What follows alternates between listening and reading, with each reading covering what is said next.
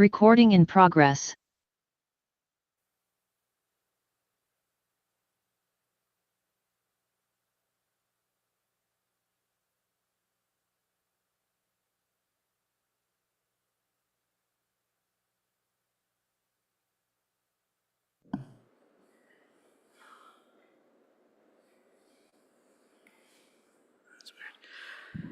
Good evening. I'm going to call to order the November 19th, 2025 meeting of the Policy and Services Committee.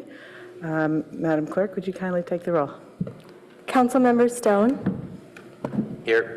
Councilmember Liu. Here. Chair Vinker. Here. For the record, all are present. Thank you.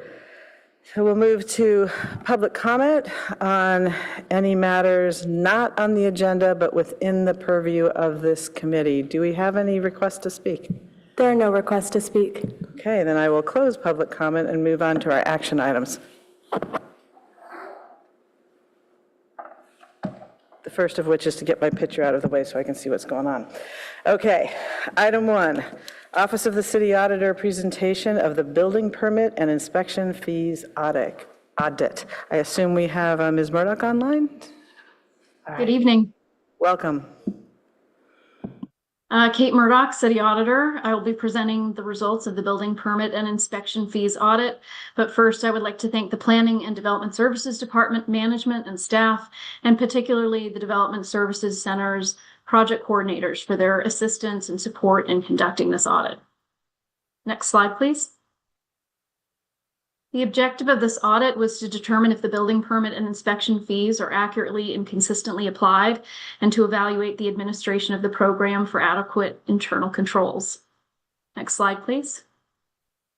The Planning and Development Services Department, PDS, administers building permits and inspection services. These services ensure that all construction activities comply with applicable building codes, zoning ordinances, and health and safety regulations.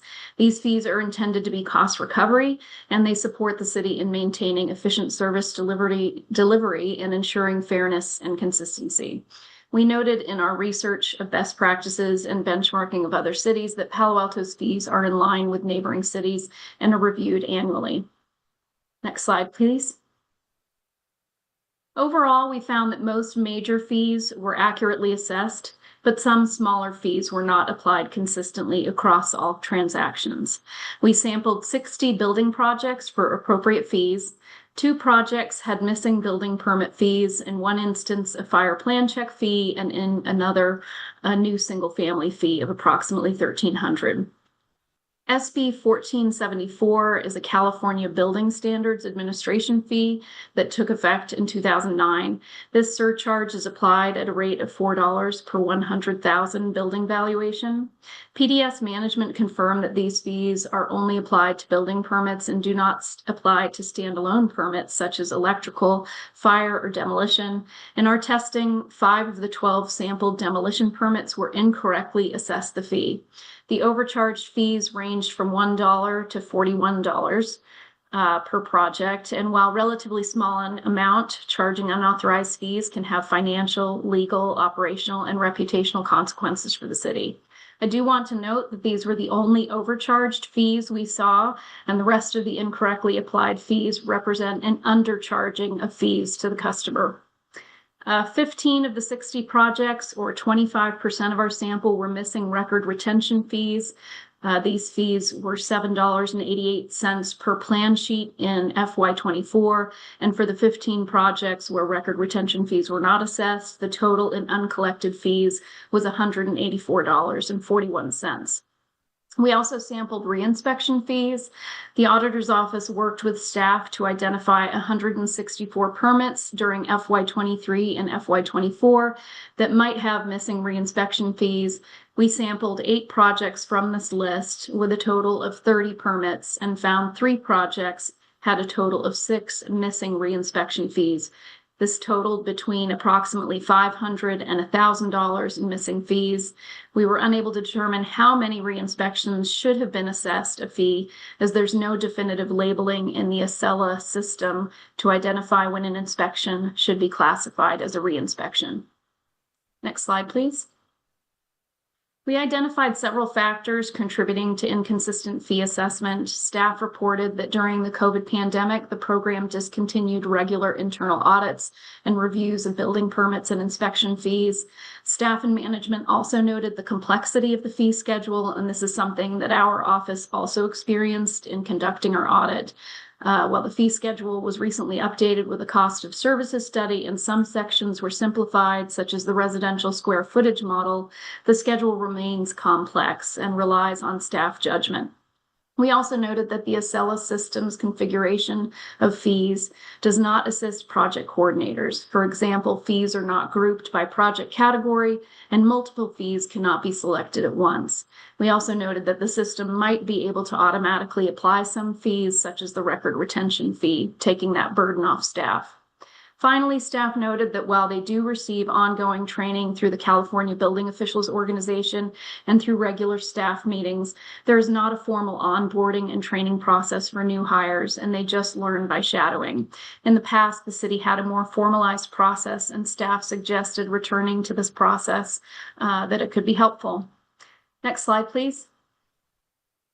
We recommend the city address factors just discussed by evaluating and resolving any areas where fees were inappropriately assessed to customers, reinstate periodic reviews and audits of permits and inspection fees to ensure that consistent application is happening, explore the feasibility of further simplifying the fees and improving the Acela platform to make it more user-friendly, evaluate the current training processes and consider updating or re-implementing the onboarding and training program for new hires. Finally, we noted some instances where documentation of financial transactions could be improved. So this concludes my presentation, and I'm happy to take any questions. Thank you, City Auditor. Does staff have any comment on this?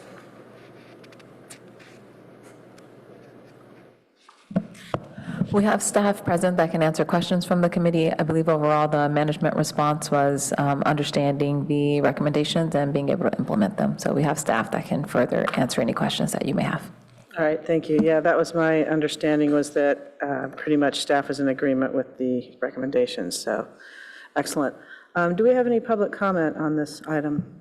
There are no requests to speak for item 1. Okay, we'll close public comment. Okay, colleagues, any comments or questions for the city auditor? Councilmember Liu. Yes, just a few questions to start. Can you talk a little bit more about how we establish the ground truth of what the fee should be?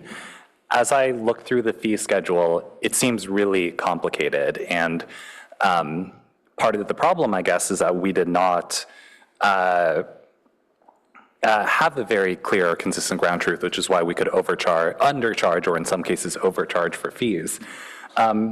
So, you know, in cases where there are multiple different permit options for solar or multiple different permit options for HVAC, and it's not clear if like only one applies or if multiple applies or how this all ladders together. So can you talk more about the process of how you figured that out for this audit, and just how complex that is, if that is an issue? Sure, and I think I'll also hand it over to management after I give a kind of brief overview of how we conducted the audit, because I'm sure that they can shed some light on that as well.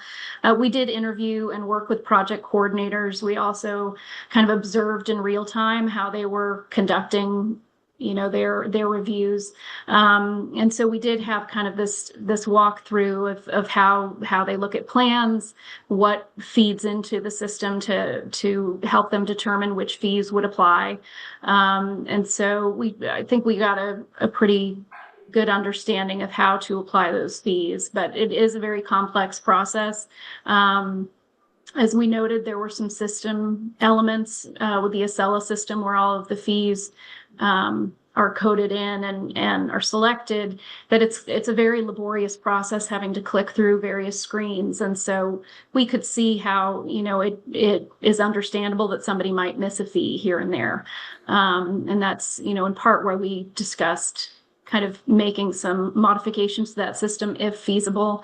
Sometimes add-ons to those types of systems can be quite expensive. So I think it's really looking at the return on investment. Again, we didn't find, you know, huge amounts of uncollected fees or huge amounts of overcollected or overassessed fees. And so, I think the city and management will need to evaluate kind of that cost benefit of any system upgrades that would be made. We did, in working with staff, understand that some system configurations could be made at little to no cost. So that would be, I think, the first place to start. But I'll hand it over to management. And we have Sarah McCray online who can answer that. Thank you. Thanks, Kate, and thanks, Chantel. Good evening, Sarah McCree, Senior Operations Manager for Planning and Development Services. I will ask our Chief Building Official, George Hoyt, to add to this, but how it currently works is that within our Acela system, there are schedules within the system that have a list of fees. And so the tricky thing is that for each permit, it really varies based on the details and the requirements in the permit of which fees apply. And so in that sense, there is a judgment piece and experience from the project coordinators to determine what applies and what doesn't. But in general, we try to incorporate what fees are likely going to be part of that project. And from there, they work with their team to determine which ones do apply. And so, George, do you have any further information to provide? Yeah, I don't think we need to go super deep into this, but just looking at the complexity of the fee schedule, I just want to basically understand, is it deterministic? Like if you just use best possible judgment and 10 people try to apply the same fees and they follow all the protocols perfectly, will they all come up with the same amount? Or is there some non-determinism where maybe, how, like whether fees are mutually exclusive or not is just like undocumented right now, or it's sort of just done by previous practice and not an actual written rule? Good evening, committee members and Vice Mayor. Thank you for your question, Councilmember Liu. To answer your question, yes, if it is pretty straightforward. There's a series of different types of fee structures that a project would look at. For instance, I'll just use an example, a new constructed commercial building. You would base that on the square footage of the building. You wouldn't be looking at every little aspect of that building component, like mechanical, electrical. We don't calculate the fees differently. We just look at that construction valuation. And so looking at that valuation, determining what those fees are and applying them appropriate. Everything else is based off of a percentage of the initial fee, so it's pretty straightforward. And so to answer your question is yes, if everybody's doing things straightforward, two people should be able to have the same answer. We're going to come up with consistent answers. Got it. So it's not like you pay the valuation or the square footage or other based fees, and then you also have to like pour through the plans and details about like whether they're industrial storage racks or whether the like HVAC system has some detail or another. Like you don't necessarily need to go into that depth when assessing. That is correct. Fees for new construction. Okay, that actually really helps me understand some of the complexity or challenges, and it's great to hear that like it really is deterministic. And so we can tell people in most cases, maybe not the exact fee because we don't have this fee calculator that's discussed in the report, but we can give people an estimate plus or minus some reasonable, plus or minus maybe a couple $1,000s pretty quickly. Okay. And the report mentioned we could consider ways to simplify fee application processing, including revisiting the fee structure itself, and identifying opportunities to better communicate standards to customers. I was curious about that, like revisiting the fee structure itself. I think that was recommended by the auditor, but then not, I think, directly acknowledged in the response. And sort of reading between the lines, it sounds like we don't believe that the fee structure itself is the hardest part, that for many projects, the fee structure is simple to calculate based on square footage or valuation or things like that. Is that right? Great question. And I will say that the time period that this audit had reviewed and the fee structure that we had in place was much more complicated on calculating the valuation of the square footage, because you had to take the actual square footage of the different occupancy types and type of construction, and there was a lot of subjectivity to that. But through our last fee study that we did with our consultant, and we brought forth to the Finance Committee and Council recently, we restructured that fee schedule, so now it is much simpler to apply. Okay. So it's already been kind of addressed. Okay.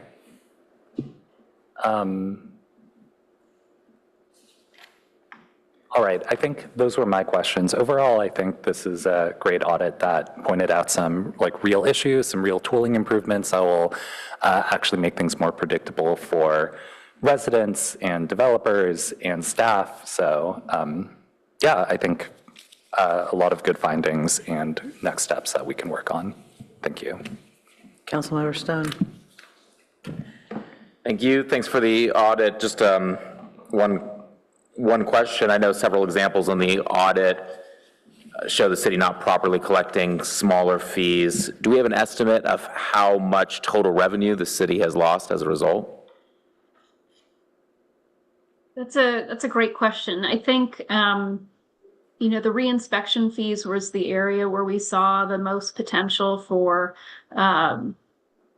uncollected revenue. It was very difficult to determine just how much that might come out to, in part because of how re-inspections are calculated in the system. I think we did try and arrive at an estimate, and that's something that I would need to go back and look at, and something that I could provide information on, but management might also have a better indication of that. Yeah, and I think I'm looking at it on page 12 of the report. I think it had approximately specifically for the reinspection fee on the low end was about 3,070, and on the high end 5,700. And I also wanted to kind of address the other fee, the record retention fee. That was a legacy fee that is no longer applicable now. Record retention was historically used to pay for technology resources used to retain our records. At this point in time, because we've have so much modernization and digitization of everything over the last 5 years, that's all incorporated in the development services technology fee. So we no longer need to charge like a separate individual fee. So that issue is no longer one that exists. Okay. Thank you. I think it'll be helpful to get the aggregated number. I would imagine it would also be beneficial for staff as well if we're tightening this up for just better budget revenue estimates into the next year. Well, again, just to be clear, I think that was 3,000 to 5,000 in aggregate. And so I thought that was in one of the fees. that's in, well, that's reinspection, but aggregate reinspection fees. So relatively speaking, we're talking very small dollars. Okay. I thought I was seeing other small fees too that were not fully collected, but. True. But again, in similar orders of magnitude. Okay. So we're still just talking about, yeah, small amount. Okay. Well, that's good. Those are all the questions I have. Thank you. No, I'm really encouraged and pleased that, you know, with a $1 billion budget operation, that these fees that are missing are so tiny in every instance. Do just have a question though on there's only one type of fee that was overcharged. Now that we've discovered that, are we doing anything about that? I can take that. In terms of what we're corrective action, we are going back and looking retroactively at those records, and we are refunding customers that we did have the overcharge on. In terms of process change, I think George is working with their team to put together standard procedures as we start working on updating all of our standard procedures for fee application. And so our goal is to have by the end of next year more documented guidelines for staff on how fees are implemented. In addition to that, one of the things that we're doing right now is we're in the process of an RFP for our land use permitting system, which is currently Excella. Once we're completed through that process, we will also explore the other technologies and tools like a fee calculator that we can put on the front end. So that's something that provides further transparency to both the customer and for staff to have a guide to use. So Yeah. we're trying to look at ways where we can provide clarity to both parties.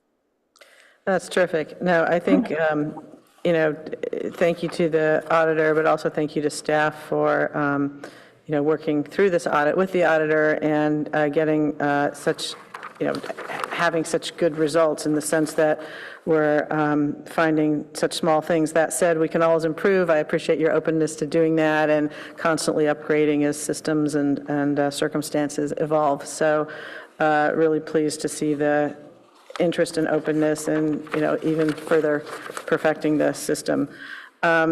So that said, unless there's any more comments from my colleagues, can we get a motion to recommend accepting, that council accept the audit? I think that's what we need. I'll move we accept the audit and refer it to the city council for approval. I'll second. Okay, great. Would you please call the roll? Councilmember Stone, Yes. Councilmember Liu, Yes. Chair Vinker, Yes. motion carries. Excellent. Thank you very much. Thank you. And thank you. Thank you, City Auditor, and thank you, team. All right, so we'll move on to item 2, discussion and recommendation on the city's 2026 federal and state legislative guidelines and 2026 utility policy guidelines, and update on state and federal activities. All right, who from staff is going to kick this off? Hi, Chair Vinker. I'll over actually here. kick it Okay. off. We have a robust team tonight. So I'm Christine Pryor, Assistant City Clerk, and I'm joined virtually by Carly Shelby, a Deputy Director at Townsend Public Affairs, Chantal Cotton-Gaines, Deputy City Manager, Lena Perkins, Senior Resource Planner in Utilities, and Riley Yalin, Resource Planner.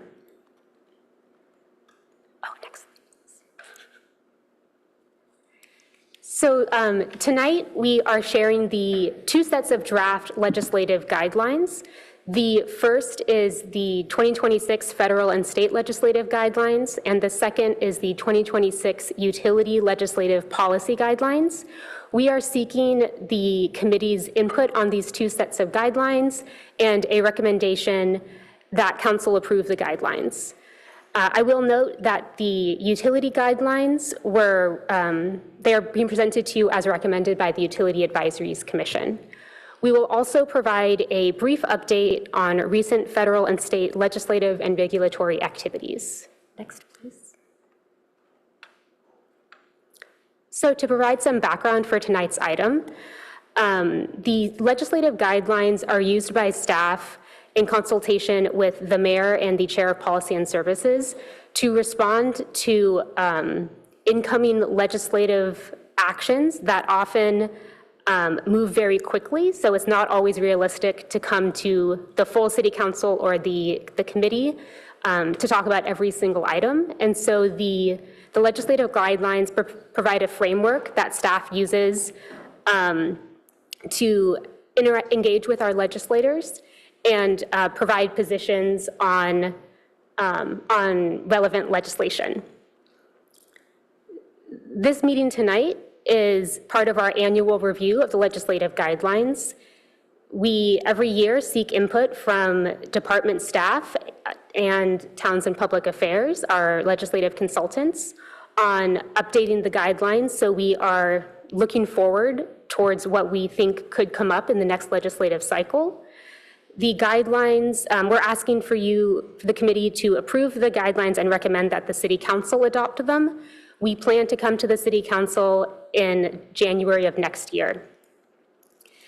The draft federal and state guidelines are included as attachment A, and red lines note changes from last year's guidelines.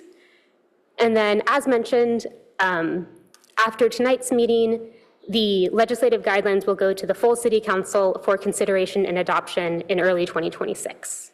Next, please.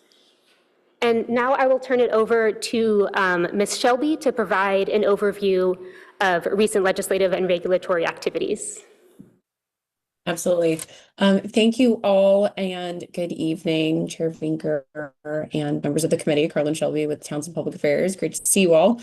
I will run through this presentation pretty quickly, and then if there are additional questions on specific bills or action items, I'm happy to answer them. But just for a quick snapshot as to what we saw throughout the legislative session this year, tons of bill introductions, despite the fact that the Assembly and Senate were introductions from about 40 or 50, depending on the House, down to 35. So hopefully this number will be decreased next year as we head into the second year of the two-year session. But of those nearly 2,400 bills that were introduced, 917 passed the legislature. There were 94 bills chaptered and 123 bills vetoed, which comprises a veto rate of approximately 13%.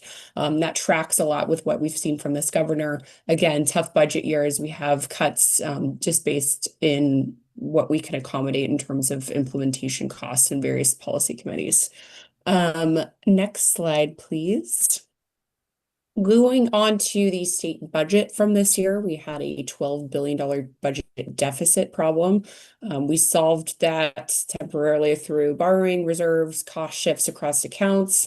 We had a number of budget trailer bill tranches, notably at the last minute. We could probably expect some early action budget items the coming year because we still have an outstanding deficit.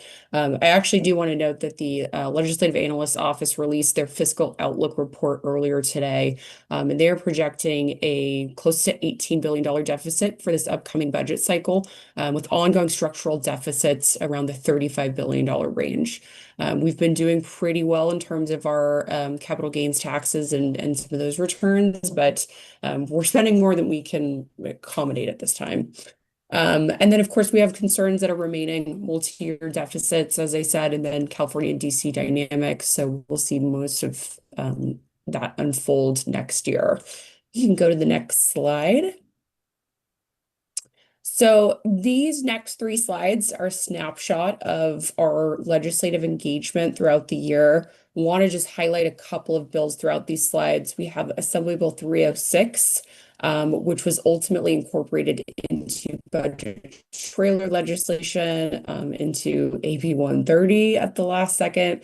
This is one that we worked really hard strategically with leadership and with members of various committees. It would have instituted a building standards moratorium for a period of 6 years. So negotiated some amendments. Obviously, we could talk about this later if there are additional questions, but I'm sure you guys have heard me talk about this bill extensively. Also want to highlight AB 650 by Assemblymember Pappen. This was supposed to improve the cadence that local governments have between HCD and their staff as they plan through the RENA process. This one was actually vetoed by the governor, which was surprising. So we're looking to kind of tackle some of those RENA Cycle 7 issues looking into next session. And then the utilities staff and team can talk about AB 1273, which had to do with the renewable portfolio standards and our, local public owned electric utilities compliance standards. So that was unfortunately vetoed by the governor. But again, they can talk about that more in depth. We could go to the next slide. SB 79 by Senator Wiener. I'm sure you guys are all very well aware of this bill. This went through 13 rounds of amendments throughout the legislative process. We worked hard to kind of whittle this bill down into something more workable and allow for local adopted plans as kind of an alternative for the cookie cutter kind of boilerplate standards that this bill tried to impose, and as far as transit-oriented development requirements went. We did oppose this bill. It was signed into law. There will be implementation specifics coming from HCD and from ABAG in terms of identifying sites that are prone for these developments. And then I do want to highlight Senate Bill 456. This is a bill that we worked on from the beginning, before the legislative session even started, because we understand that there were some issues with local muralists and whether or not they needed to abide by state contract or licensing requirements. So no, that is all finalized. This bill has been signed into law, and it does offer local artist protections through its statutory changes. We could go to the next slide. Again, Senate Bill 457 was a bill that we worked on earlier in the session, having to do with the builder's remedy projects and when housing elements are deemed compliant, whether it's the time of adoption or time of certification. This one failed to pass out of the Senate Housing Committee. More work to be done on that front. And then the two housing bond proposals, there's one in each house. These are 2-year bills. They're pending action in January of 2026, but we had a support if amended on these bills to allow for local housing trust fund dollars to be incorporated into the structure. Next slide, please. So just quickly, major issues that we saw throughout this session. There was obviously cap and invest reauthorization process, the protection of a lot of those funds that are critical to local agencies as far as the revenues and expenditure side of things. There was a 6-bill energy package that was finalized in the final 72 hours of the legislative session. Obviously, we did a lot of work on pathways throughout the last couple of years, and the governor and, well, it was mostly Senate leadership kind of stalled on that until the last minute. We had immigration response. There were a couple of measures that were signed into law that had to deal with concealing of identities of ICE agents and federal agents, TBD on how those can be implemented without facing any legal backlash. Obviously, congressional redistricting has been a hot topic. Prop 50 did pass. I'm sure you guys all saw that Texas's maps were invalidated as of yesterday by a federal court. So TBD on how that will play out and whether or not they elevate it to the Supreme Court. But as far as we know, we have not yet violated the Voting Rights Act, and we are still moving forward. And then we do have new Senate leadership. Senator Monique Limon from the Santa Barbara region actually took the helm of Senate Pro Tem as of Monday. She still has yet to make committee assignments, and I'm sure that a lot of that is really dependent on how Prop 50, all the musical chairs play out. She doesn't want to appoint people into leadership positions if they're just going to run for Congress. We are likely to see new chairship appointments in the Assembly as well. Just because there are new freshman legislators and some new power dynamics that are playing out there. Next slide, please. And then just quickly getting into the federal side of things, obviously the federal government is now open. This has been the longest shutdown in history. I hope that you guys were not impacted by delayed flights or new families, and everyone have been safe and well paid during this process. So we're back. It's not like turning back on a switch. So there will be some kind of hiccups as we navigate this process. And then next slide.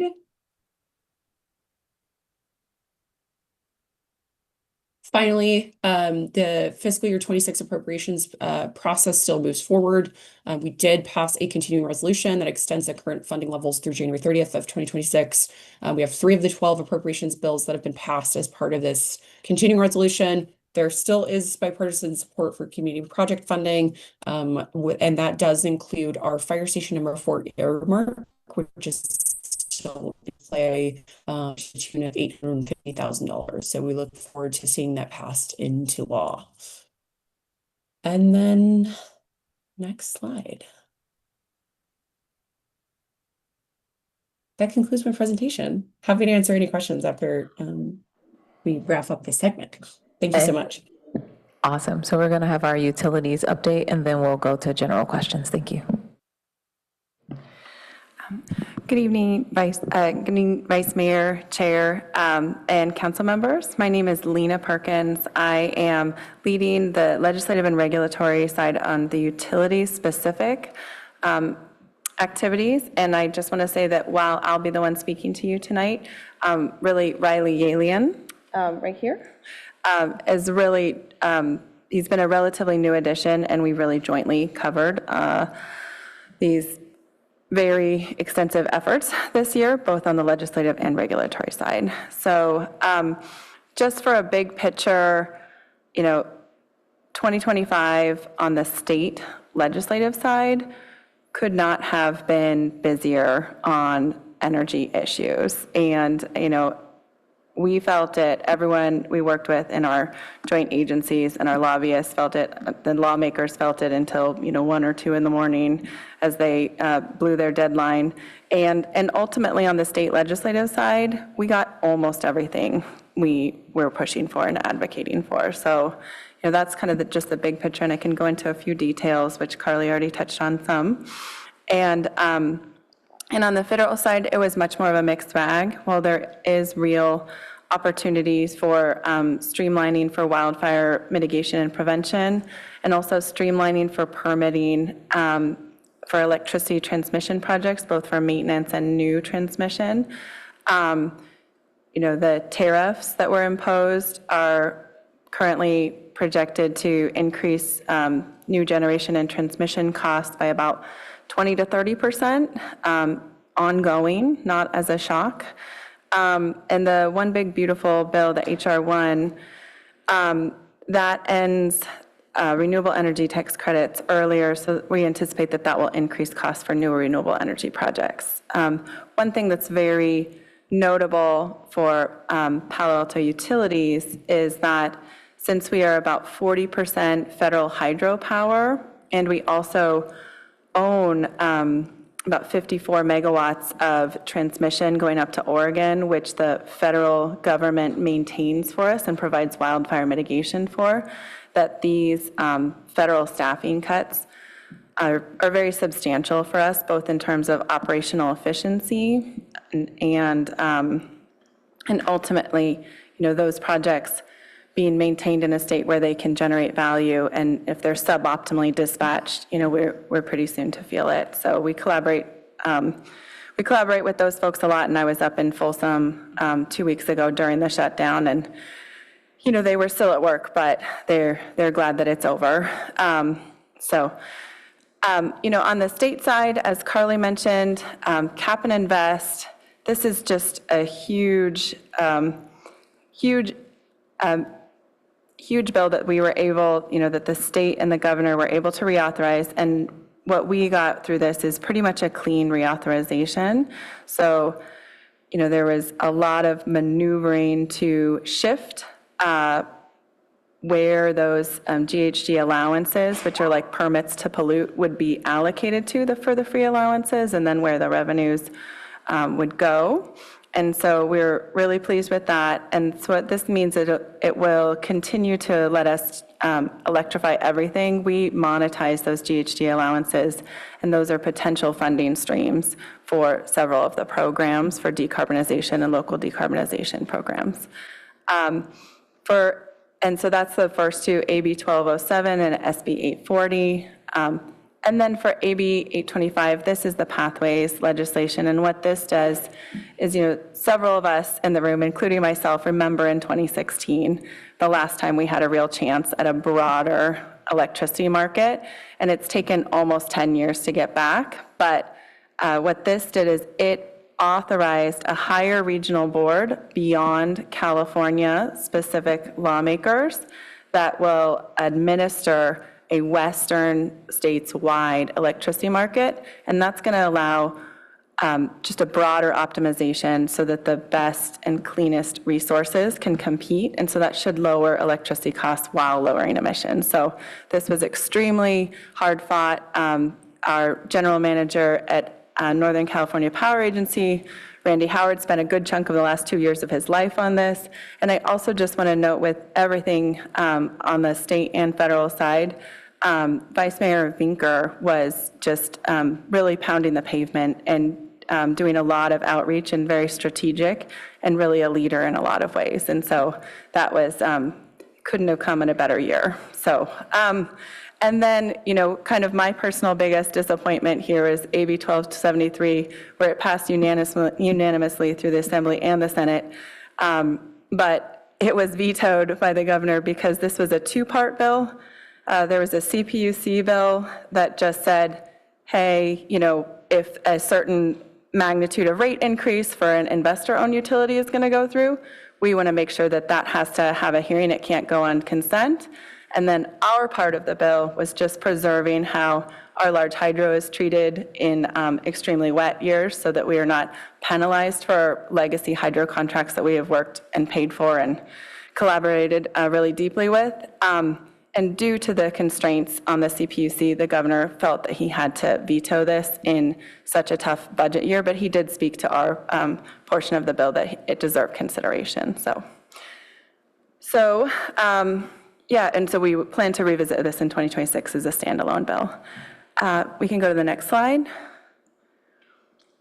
So, that was my entire legislative and regulatory update. We did a lot of work on the regulatory side too, but don't need to get into all of it. It was more than 1 or 2 activities a week. So this is just, again, orienting you for, we have citywide legislative guidelines, and then we have utility-specific guidelines, and that's because nearly every aspect of utilities is now regulated. And so especially on the regulatory work and taking positions with all of the different state entities, we really needed a narrower set where we could be sure that we were operating in concert with the city, but not revisiting with the UAC, with the Utilities Advisory Commission or Policy and Services, on a sub-weekly basis. These modern set of guidelines started in actually close to 2020, and they are intended to be evergreen. They're required to be revisited by staff annually. They are not required to be brought in front of the UAC or Policy and Services Committee annually. They very closely align with the city guidelines, and the reason we're bringing them now is because it's been a few years since we've brought them. We wanted to make sure that this committee and the Utilities Advisory Commission was aware of the guidelines, solicit any input, and then go ahead and bring it to council. So next steps, sorry, I can't see on my slide, but next steps is to solicit input. And I will say the Utilities Advisory Commission did make one modification. If you could go to the next slide. They added on item number 8, and this came from Commissioner Gupta after going through the rates subcommittee where he became aware of the restrictions that Prop 218 and Prop 26 place on rate setting activities where we are strictly bound by cost of service. And I think this is intended to address that at a legislative level, the Utilities Advisory Commission, in a vote of 4-2, would like to add the red language here, so at a legislative level, staff is empowered to change legislation such that it would limit the impact of Prop 218, Prop 26 in instances where rate designs and policies that would advance electrification and decarbonization for the public interest. So any questions? And then we have a motion. Yes, so I know there was a lot of information. Thank you all for your attention this evening. Just to wrap up the item, again, it's just that general update that you received and any questions that you have, as well as the actual motion that needs to go to council, which is a recommendation on both sets of legislative guidelines to go to the council. And we're really excited to bring them both here this year, just so that you can see the coordination between the two. And that's not something we always have to do, but we thought it was very much so a ripe time to do so. And that concludes our presentation. Thank you.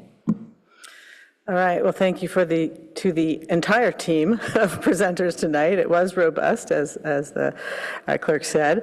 Now, I'm very grateful that we have both sets of legislative guidelines before us at one time in one meeting,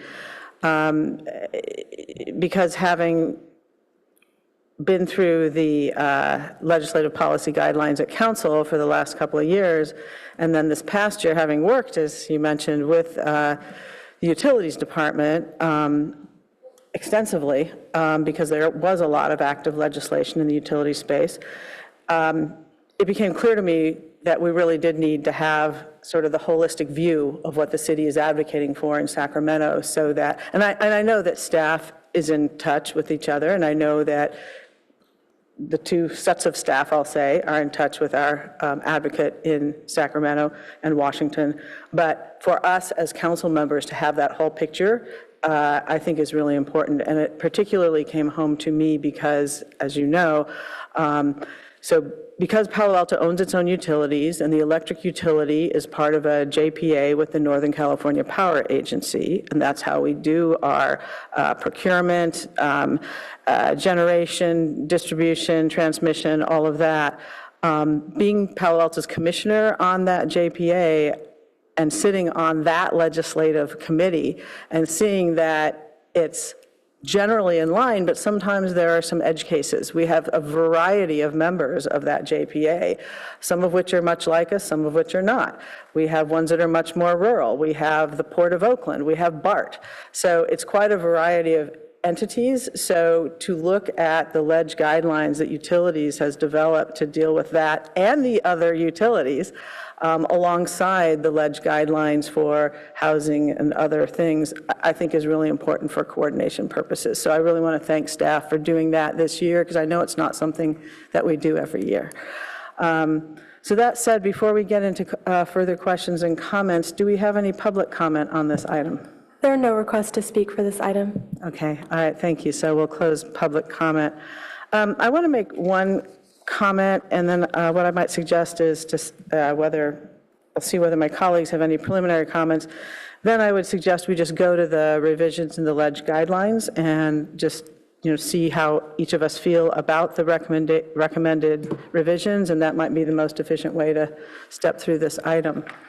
I'm getting nods, so that seems like we can go that way. All right. I did want to just remind ourselves that we do have this policy of selective weighing in that councils before us had adopted, meaning, I'll just characterize it and can be corrected if need be, but meaning that we don't just weigh in on everything that interests us or that might affect the city, that we try to pick our spots and we try to be strategic about where we put our time, but also our reputation in terms of writing a letter to whatever legislative body is meeting. So with that in mind, I was looking at the state bills upon which we chose to weigh in, and there were basically 11 of them. And, on 4 of them, we got the results we sought. On 2 of them, they sort of got combined, an Assembly and a Senate bill, into the, and these were on the housing bond, and those are going to be carried over to a 2-year bill. On 5 of them, we did not get what we wanted. One was the RPS that Ms. Perkins mentioned, and I'm sure we will get those RPS hydro standards put into another bill next year. That was sort of an aberrant thing. But the 4 that we did not get the result we wanted were all housing bills, all 4. One was AB 306, where this was the, you can't change housing codes, building codes, I should say, building codes, including for electrification purposes, which is difficult for this city because we like to encourage electrification with some of our codes. So that is something where I've heard various senators talk about potential cleanup legislation next year, but that one was a disappointment. SB 457 didn't get out of committee. SB 79 passed, and we deposed it. AB 650, which was the ARENA process revisions by Assemblymember Pappen, did not go into law either. So I just say that by way of, as we go forward, thinking about on our selective weighing in, really trying to be strategic, because this does not show a clear evidence of us writing letters having a direct impact.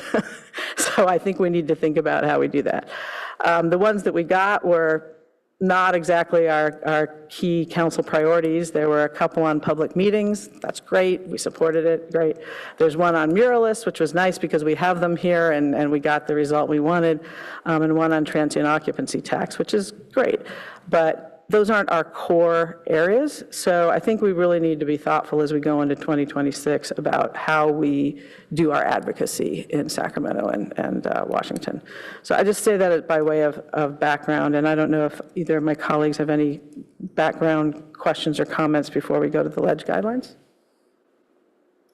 I'm seeing no, so, all right, well, which of you might want to start? And then I have a few thoughts as well. Councilmember Stone.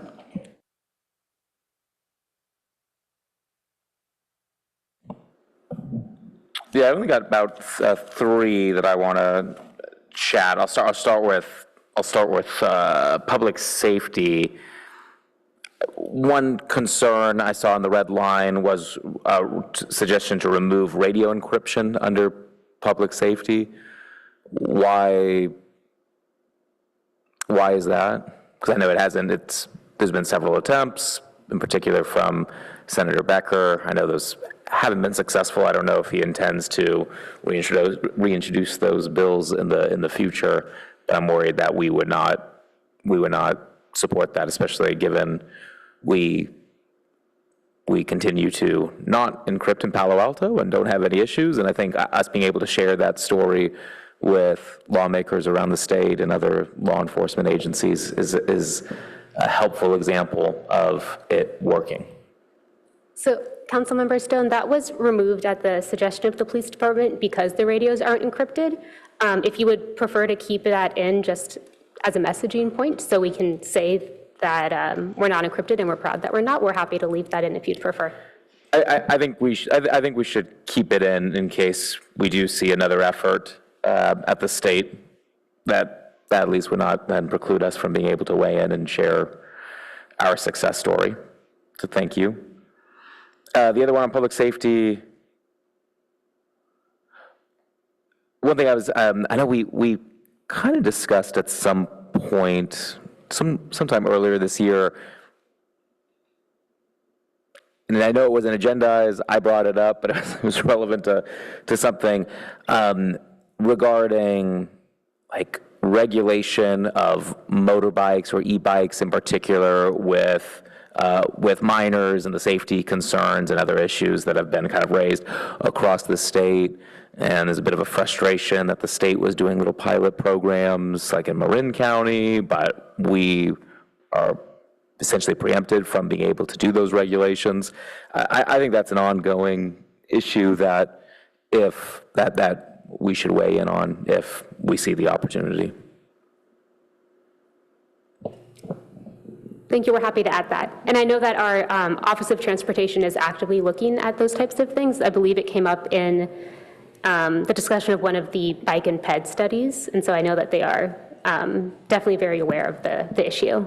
Yes, and I think the conversation that came up earlier this year was during your discussion of the Safe Streets for All. Yes. And the interest of us doing something in Sacramento related to that. So we can definitely add that to the guidelines. And I think Michelle B. said that there were some legislators that were kind of interested in some legislation around that, but it hadn't fully been nailed down yet. So it is an issue that we've been looking for and tracking, so we can add it to the guidelines.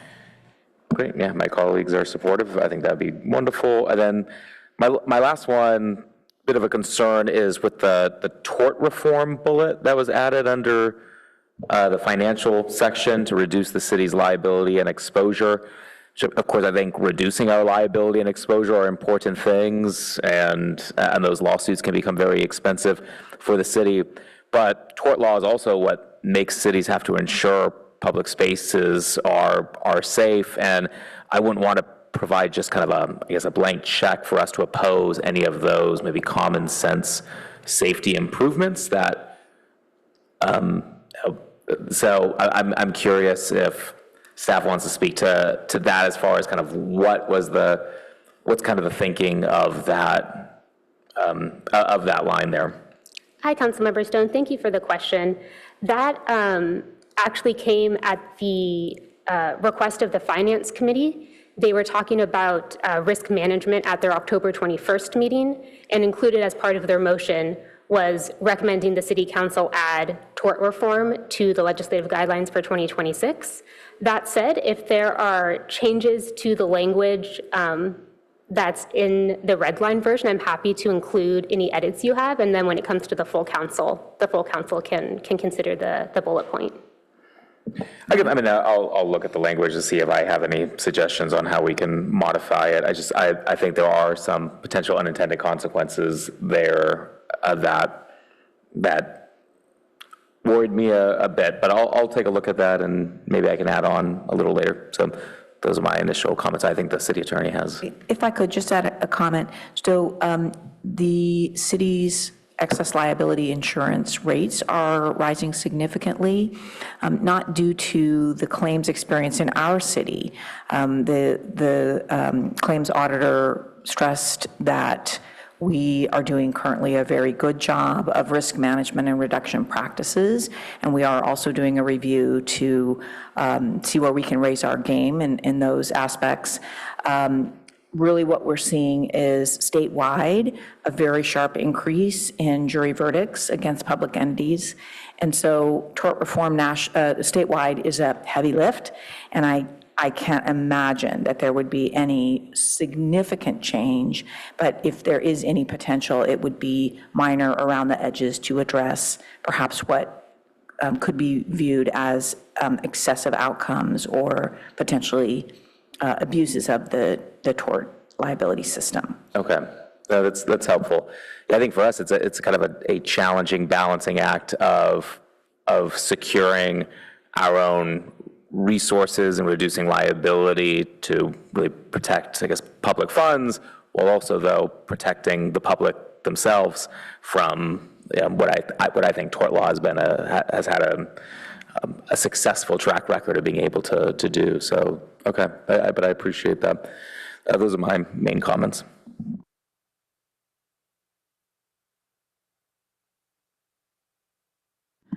All right, thank you for that. And I agree with you on the e-bikes and scooters. So appreciate staff affirming that we're watching that. I just had, on the city's general ledge guidelines, I just had a few very minor, almost just wording things for meeting. So if we look at the first bullet under climate, it's been revised a little bit to read supports an equitable and just transition toward GHG reduction, carbon neutrality, and electrification goals by maintaining or expanding funding resources for local government implementation strategies. And I think it should say including by maintaining those funding resources. There's an awful lot of other ways that we would be wanting to support a just transition toward GHG reduction. So I would say add the word including after goals there. Then under financial, on page 3, there are some the revised bullets. So the one after tort reform reads supports maintaining local discretion and authority over transfer taxes and other locally approved revenue measures, opposing any state efforts to preempt, delay, or undermine their implementation. And I believe there we would want to say state or federal, because I believe the federal government recently has been looking at some of the local revenue measures, and we've, one of our advocacy trips to DC addressed that. So want to cover both there. And then on the third bullet, I was just sort of curious, because in this section, it's, language like supports or preserves. And here we have affirms that cities retain the fiscal autonomy necessary to fund essential community. It just seems strange. And I would think really what we wanted to say is it would be government action that preserves local fiscal autonomy, blah, blah, blah. I just think that's the same kind of concept as all the ones above, that we want to preserve that. So So like I said, those are relatively small language change, but I think they communicate the import a little more precisely. And then I had a question on the utilities ledge guidelines. One of the ones I just read here on the climate talked about a just transition, and in fact, let me look at that again. Equitable and just transition. So in our utilities guidelines, there's not a lot of sense of equitable access to the utilities and, conservation efficiency programs, that sense of a just transition, because there's a lot of overlap between the utilities ledge guidelines and the climate section of the general ones.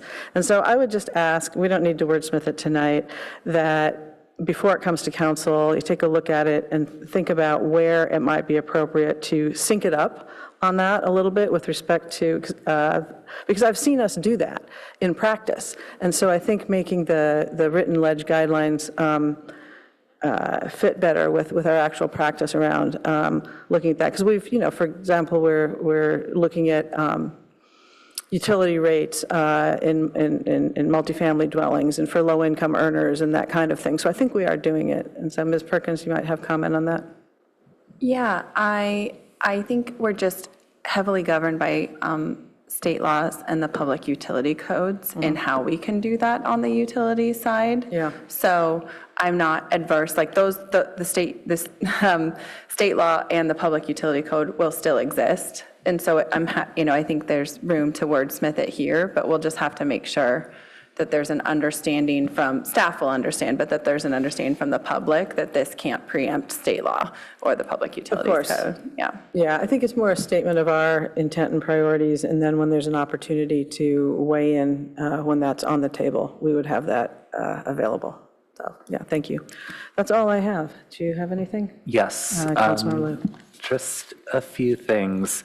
So under transportation, I love the measures around being able to enforce our traffic laws more vigorously for autonomous vehicles and speed violations.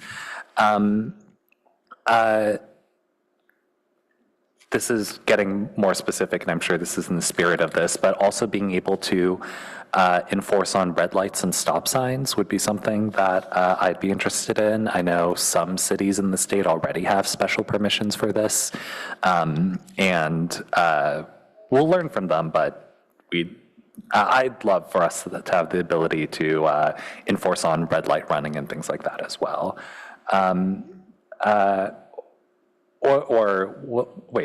I forget exactly whether it was red lights or stop signs or something, but yeah, I had a couple of more general. I also support the concept about regulations on throttle e-bikes and e-scooters. A couple of more general questions / comments. I know there's a lot of CEQA reform that's happened recently, and that can be beneficial when it comes to whether it's grade separation or water treatment infrastructure or other utility infrastructure. I'm curious whether we see any opportunities for that and whether we should try to take a position on CEQA, though I know it will be extremely difficult to get the wording right and the nuance right. So I'm just curious if there are opportunities or not, like we can maybe take up trying to get that language in or not. Chantel and I are just speaking to each other. Are you thinking in the citywide guidelines? Probably we're talking about that. Or in the utilities guidelines as well? In the citywide, state guidelines. Can you give us a little bit more on what you have in mind related to CEQA? It's just such a large thing. I want to make sure we're clear. Well, I know that there are exemptions for infill housing, for infrastructure related to California high-speed rail, which may or may not, I suppose, include our grade separation work or quiet zone work or other things like that. On any given project, of course, this could save significant amounts of money and time. But yes, this is such a thorny and big topic that it's hard to stake out a city position in one sentence. And so if there is an opportunity or there is something that we can advocate for, maybe we should try to actually write down what we think is appropriately scoped in terms of CEQA reform. If there isn't an opportunity, maybe we don't even want to open that can of worms. Thank you for the further clarification. If you're okay with this, knowing that we'll bring the guidelines back in January, this is something I'd like to chat with our more CEQA expert folks at the city and see if they have any suggestions, and we can bring some information to council when we bring the legislative guidelines in January, if that's okay. I'm a little cautious to speak on that, given how large it is without the professionals on it in the room. Yes, and my second point was really to the same effect. There are presumably more opportunities for homelessness rather than just requesting funding in the housing context. But that's, while the city has staked out some positions, there are a lot of different bills affecting potential homelessness issues, from enforcement to housing to nuisance laws and things like that, that I don't think we're fully ready to get into. But if there is like any really notable homelessness legislation, I think we'd be interested in taking a position, for example. So that might also be another one to consider taking back. And that's all from me. Okay, thank you. Yes, I can work with the team and see if there's any suggestions on that. I know we've been tracking legislation definitely around funding for services with homelessness, and we've been tracking things that are happening in terms of the enforcement space. We haven't weighed in on any of the enforcement space discussions per se. So I think we can go back and see with the team of folks we have working on that and see if there's some recommended language. Okay, anything further from my colleagues? And I think I asked and we had no public comment on this, is that right? Yeah, there are no requests to speak for this item. Okay, excellent. Well then, at this point, you're looking for a recommendation for us to recommend these guidelines, I would say, consistent with committee feedback, be brought forward to the council. Is that the action that's on the table? Yes, that's correct. Okay. All right. So that's the staff recommendation, except consistent with committee feedback. May I have a motion on that? Or I can, you know what, I'm going to move the staff recommendation with the second bullet point, with the drafts being consistent with committee feedback. So that would be bullet points 2 and 3 there. I'll second. Thank you. Sorry. I'll give the clerk a moment to add that. And just a high level, for the record, some of the items that we've jotted down, they relate to topics of throttle, e-bikes and scooters, retaining the language regarding police encryption, updating the language in the climate and environment section by adding the word including. Also in the financial section, adding federal, not just state, in terms of the efforts to preempt or delay.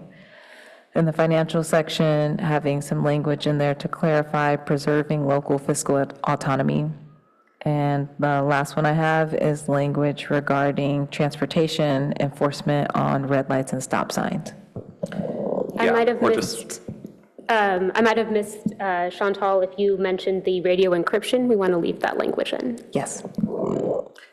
And I think Ms. Perkins was about to note that I had also asked for the utilities guidelines to be revised consistent with. She hand off over here to utilities, and so the one item is syncing up the language from the city guidelines speaking to a just climate transition. Just transition and equitable access. Okay, so that section on a just transition and equitable access, and seeing if we can merge that into utilities, which Just is get very that similar. concept in there where appropriate. Yep. Yep, great. Excellent. Okay, And then we also have the 2 follow-ups, which we're clear on, to see if there's any language we would recommend regarding CEQA, as well as services for the unhoused. And so those are ones we will have some discussions on and bring something, some kind of note, back to council when we come in January. terrific. All right, let's take the vote. Councilmember Stone, Yes. Councilmember Liu, Yes. Chair Vinker, Yes. motion carries unanimously. All right, thank you, team. We'll see you in January. All right, so let's move on to item number 3, the nonprofit partnership work plan, direction on phase 1 and discussion on phase 2, as well as a recommendation on Gamble Garden, Winter Lodge, and Lawn Bowls lease extensions.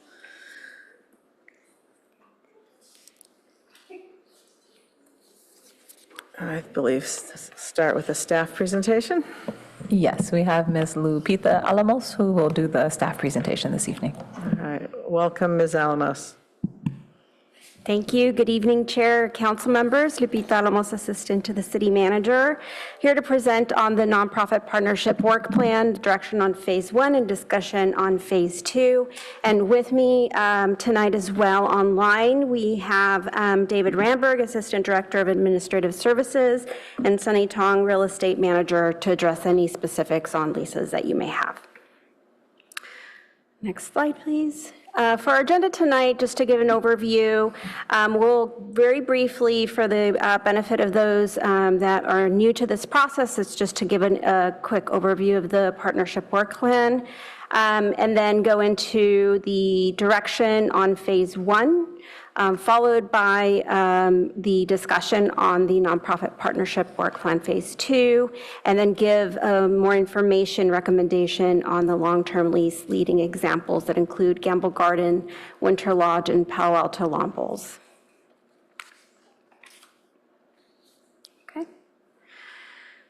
So in taking a step back and asking why we're doing this work, this came to us back in 2022 resulting from an audit on our nonprofit management practices.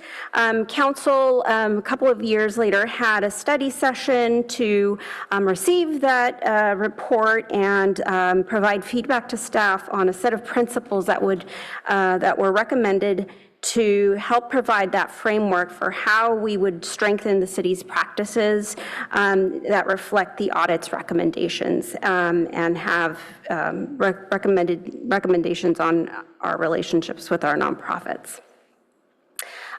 To that, the policy and services was tasked with refining those priorities listed here on this slide. As they relate to the nonprofit engagement and management, our policies and practices. And so this was work that we started earlier in the year and began with what we were calling the nonprofit partnership phase 1 that dealt with the grants that came to council during the budget adoption process. Next slide.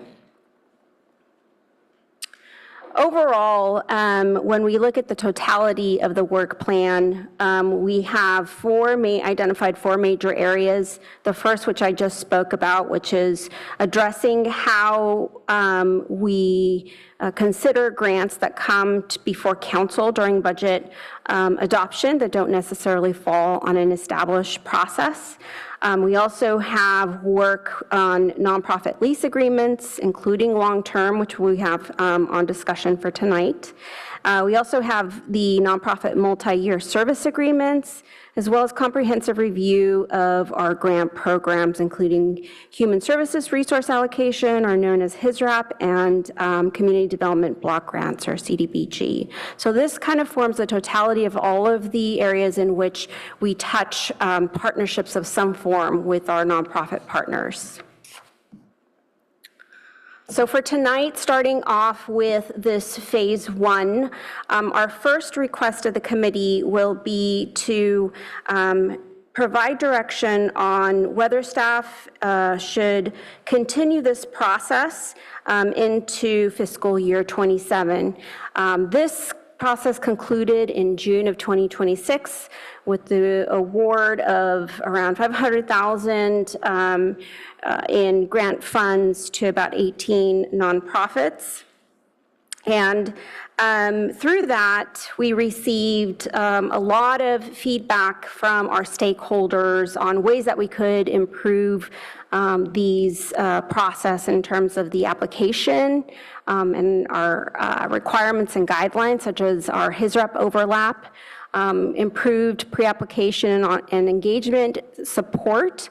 We certainly heard from our nonprofits that we could have done a better job of engaging them early on and providing clearer expectations. So we took note of those as process improvements for the future, as well as we heard from the council and you, the committee, on ways that we could improve the evaluation criteria analysis and that the process of, for example, building in applicant interviews. And then overall, as we have been implementing this process, we have noted on ways that we can do that more efficiently next year. So we wouldn't want to necessarily get into those details tonight, but these would be the areas that if the committee would like to continue this process into the next year, staff could come back as early as January or February with a list of those process improvements for the committee's feedback. But what we would be looking for tonight is a recommendation for continuing this process and a recommendation to the council, the full council, on that, and to provide the details or the refinement of that work back to the Policy and Services Committee. So I'll just pause here before I go into the next part of our presentation, just to get that feedback from the committee. Thank you. I guess I have a question. So when would you expect the deeper discussion of phase one? So we would come back either January or February. So my concern with that is there may be 3 different people sitting up here, and we're the 3 who lived through it this past year. So it seems like we need to do it while the 3 of us are here. Yes, we could, given that it is November, we could try to come back with that deeper dive in December, but noting the calendar and the agenda, whether that would be, there would be capacity to do so. Yeah, and I think we were looking at a January meeting as well. I don't know whether the committee would have turned over. Maybe we could hang on for one more with this same group and do it in January. Yes, our understanding, which we'll talk about in one of your other items on the agenda this evening, but we pulled this particular composition of the committee for a meeting on January 14th. And so that would be with the same 3 members that are present today. Even if the new committee has been named, it still wouldn't be fully put together. So it would be this committee for that January meeting. Okay, then I would ask that we do it then, because I think if we lose that lived experience of going through this the first time, and all the great stuff we did, giving out this money to new grantees and developing new relationships, but also a lot of little bumps along the way, which is the case when you do a new thing. So, but we're the ones that stayed at that meeting late into the evening, and I think have some really good feedback about things that I would hate to lose. City Manager, you look like you may have something to say. Well, yes, I do think there's a threshold question. Let me just pose it for your consideration on whether to proceed with that again this year at all. And that might be, again, a threshold question that you may even want to include as an immediate recommendation for the council, so they know that you're going to spend some time refining the process in a way to improve on it for the upcoming year. That said, and I don't know that this is the case, but if other council members felt, let's start from scratch and let's not do that at all, it would be good to know that probably sooner rather than later. So we could try to arrange a way to get that initial recommendation to the council as well in this time frame. Yeah, thank you. I just was curious about that other piece because to some degree, the discussion of the how it went informs the do we do it again. So, but given the time issues you mentioned, I'm happy to have the discussion and see if we get somewhere on the should we do it again. I know the chair usually goes last, but since I have the mic, I'll just put my 2 cents out there and hear from my colleagues. I think having developed these relationships and almost created a new expectation, I would hate to shut it down at this point, because I think we've learned a lot of things that we could do to enhance it, such as are mentioned here, the improved engagement with the nonprofit community so that people feel like there's general awareness and they know what to expect, that we have clearer guidelines and evaluation criteria. I think it's that clarifying of expectations is something that we're in a much better position to do now. And I think at least giving it one more shot, because I think we encountered a lot of amazing talent out in the community that can provide services to our residents, and they're in better positions to do that than we are.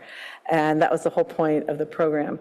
I do think, though, that we should do things like, and I know we're supposed to visit this more detailed later, but eliminating his rep overlap, doing things like on your list of the 4 phases, that 4th one I think was, where did it go? But it was basically the multi-year service programs. It was kind of a gamish of all of these this last time. And I think if we clarify exactly how we're going to handle the different categories so that our nonprofit partners have clearer expectations, like we're going to try to do tonight with the leaseholds, in that context, I would like to see this go forward. I'm getting nods on each side, but I don't know if either of you have comments. Just briefly, and I agree. I didn't particularly like the process. I liked the money that we were handing out, and I think that I know we're looking at much different financial situations next year, but if we're able to maintain that type of funding beyond his rep and CDBG, I think that's great.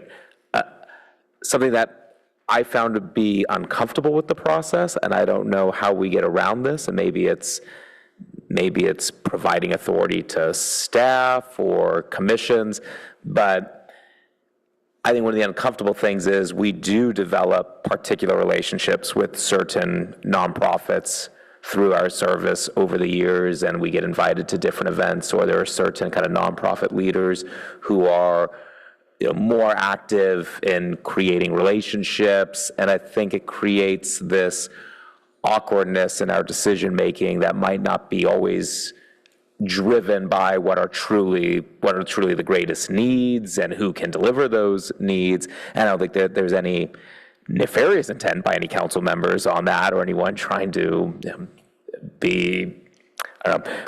But so I find that process challenging, and I don't know how we get around that, because there's going to be a human element to all of this. But my struggle is, I think council members are the most kind of on the front lines with those relationships, and that's what makes it challenging. So is there a process where staff makes the decision or makes a recommendation, so putting it out there, I don't have any answers tonight. I'm really interested to see what this comes back.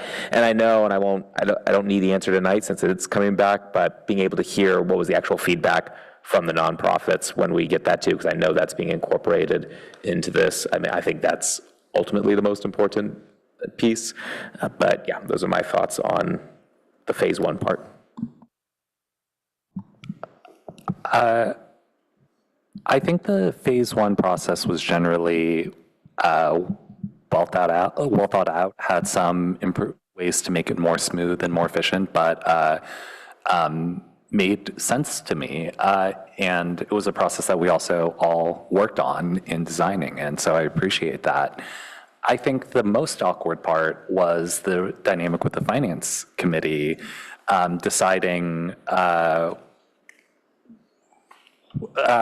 quite reasonably deciding what the total amount would be, and so how we could fund things, but also there were parts that were not clear about what were expected contracts to be renewed and what funding would be sort of de facto and what was actually discretionary. And, I think that there were some parts of that dynamic with the Finance Committee that were definitely not productive and not based on, the best proposals that the nonprofits actually sent and shared about their plans. And all that context actually needs to be considered by the Finance Committee.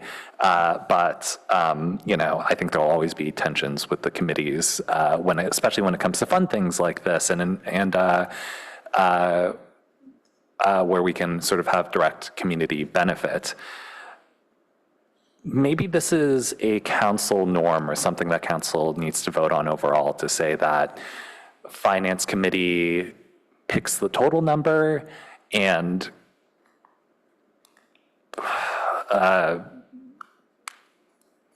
at some earlier point that PNS can actually make the recommendations based on that number, or find some other way to make a norm such that the work and applications that nonprofits put in is sort of fully respected and weighed. Yeah, I think that the other two of us would concur. In fact, when Councilmember Stone had the mic, I had jotted down amount of money because I had forgotten to mention that, so I'm very glad that you raised it. I think we worked very hard late into the night to meet a number that we thought we were given by the Finance Committee. And then when it came back to council, there's a new number, and just on the fly. And because we don't have deep insight into the budget, because none of us are on the Finance Committee, we don't know what's squishy and where that flexibility is. And I think that's a frustration to make these tough calls. We're trying very hard to look at what the applicants bring to the table, and then to find out that, perhaps there's some wiggle room there. So I think we really need to straighten that part out. But I think you have 3 votes for moving forward on phase 1. So with that, and this may not be the best approach, but I'll suggest it anyway, it may be worth putting a consent item on the council just so that they're aware that this is a recommendation from the PNS committee, that one, it continue, and that PNS work on refinements to the process to address the issues that Ms. Alamos had pointed out, as well as the ones you mentioned tonight. Would that make sense? Yeah, I think so.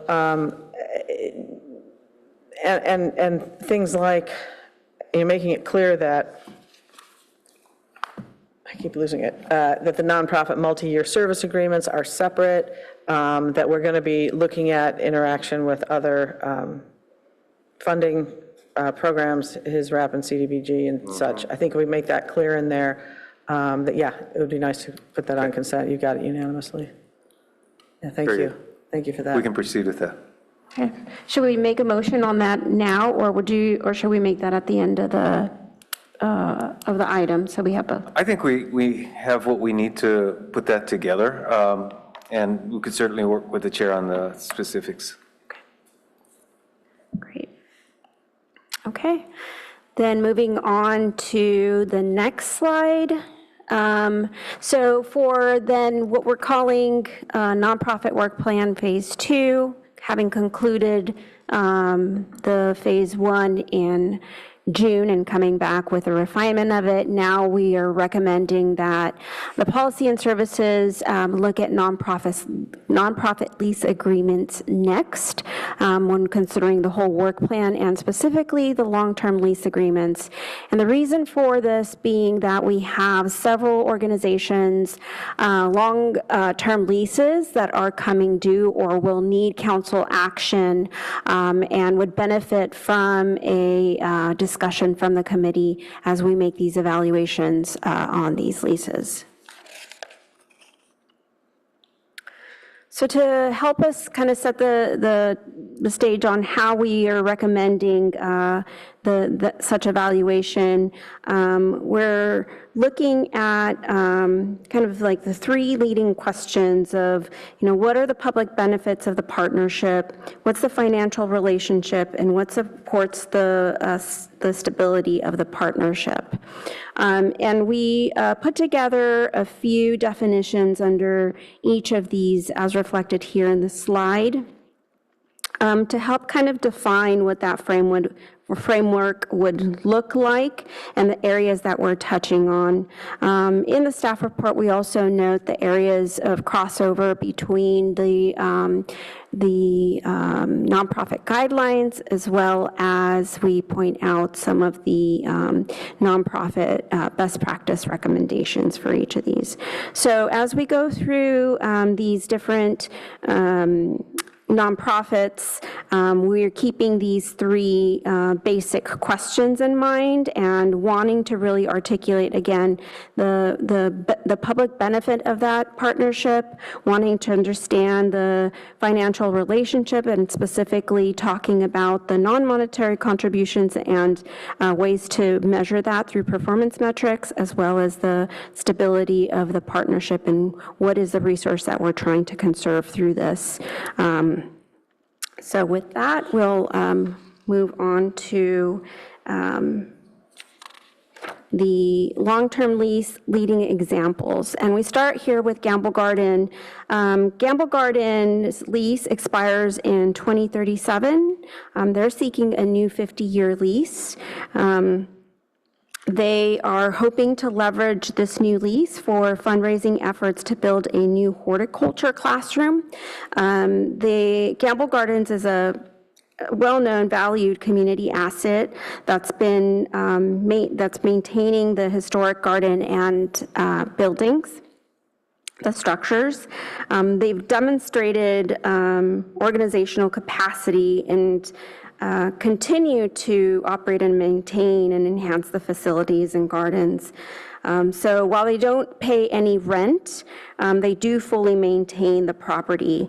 And they, again, plan to expand and improve on that by building a new structure. So some of the qualitative measures for this organization are kind of reflected in this table and the value that they bring. Through this process, what we want to do is really communicate that public benefit. We are acknowledging that the financial relationship is such that they do fully maintain the property and are seeking ways to fundraise for this new addition. So for Gamble Gardens, what we would be looking to include in this new lease are just those recommended performance metrics that are reflected in the audit. And in balancing that, the sustainability of the resource and balancing the the estimated fair market value, recognizing what that is, but really wanting to capture those qualitative assets that the organization brings. So staff would be looking to have those be reflected in the new lease, those performance metrics, and some of those would include those qualitative measures. They would include metrics on the community access, and of course, some of the inclusivity, as this organization has really strived to broaden access to schools and their volunteer program. As it relates to Palo Alto Lawn Bowls, their lease expires in December of this year, but they do have a holdover clause to ensure continuity of operations. Palo Alto Lawn Bowls offers, recreational offerings to all ages. It's very accessible sport, promoting health, wellness, and social connection, most importantly. Like Gamble Garden, This organization is proven to be a great steward of the property. They differ a little bit in that they do pay an annual rent of about $14,000, and they do pay for utilities except for water. The difference here being that the city does pay an annual amount toward the clubhouse and landscape maintenance repairs, including irrigation. And then it also includes 2 yearly turf renovations. So there's a little bit more investment on the city side of the property.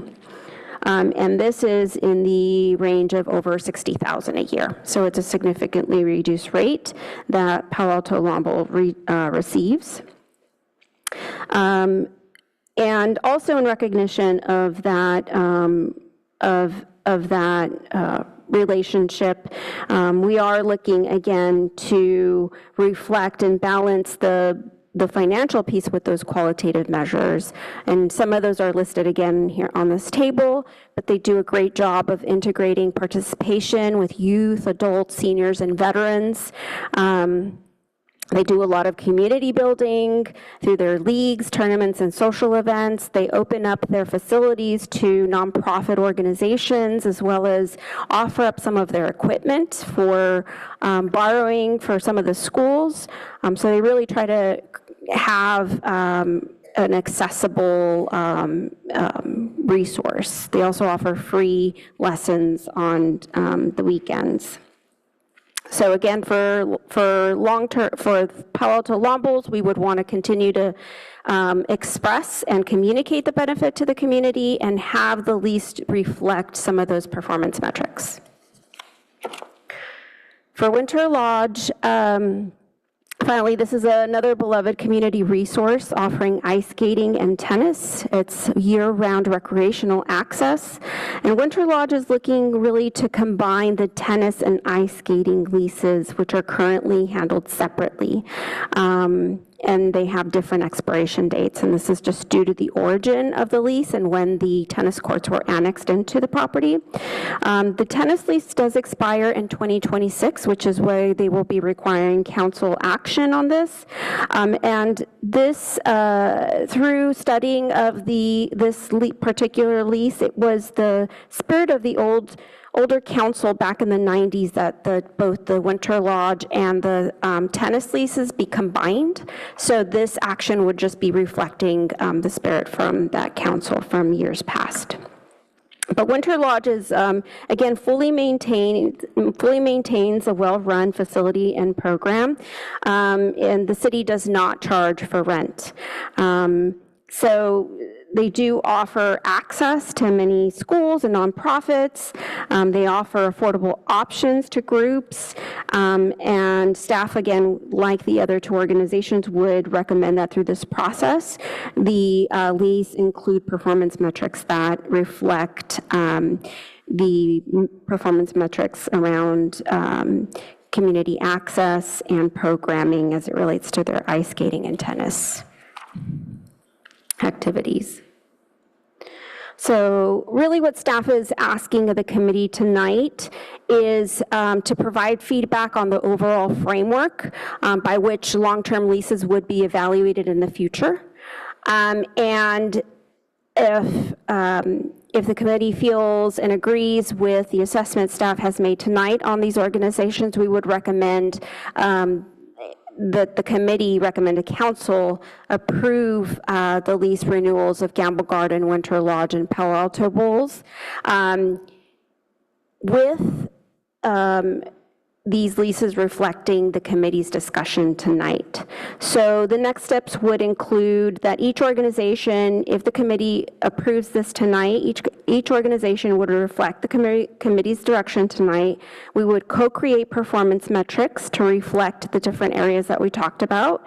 And then we would negotiate as per normal process, those lease terms. And then each organization would separately go for council approval approval, on the consent calendar, with, again, that recommendation reflecting the committee's work tonight and the feedback. And we're hoping that by doing this, it will expedite that process for these particular leases. And so with that, that concludes my presentation. All right, well, thank you, Ms. Alamos. We appreciate the work that has gone into this and the thoughtfulness.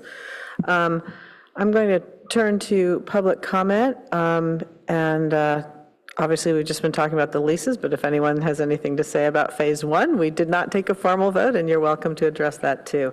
So, Madam Clerk, it looks like we do have some public comment, at least one.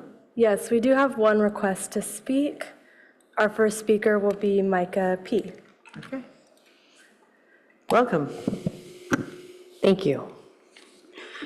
Good evening, Vice Mayor Vinker and council members. I'm Mika Piri. I'm the Executive Director of Gamble Garden. So as you may know, Gamble Garden is a volunteer-run and community-funded organization that keeps 2.5 acres of public garden open and free year-long. For 40 years, Gamble Garden and the City of Palo Alto have partnered to preserve and share this historic property for the public good. So to just give you some perspective on those statistics and reporting that we would love to share with you every year, we welcome an estimated 40,000 visitors annually. We engage about 500 volunteers every single year, and we provide programs and events for people of all ages. Our school programs now reach 10 schools and nearly 600 students, including an expansion to Title I schools.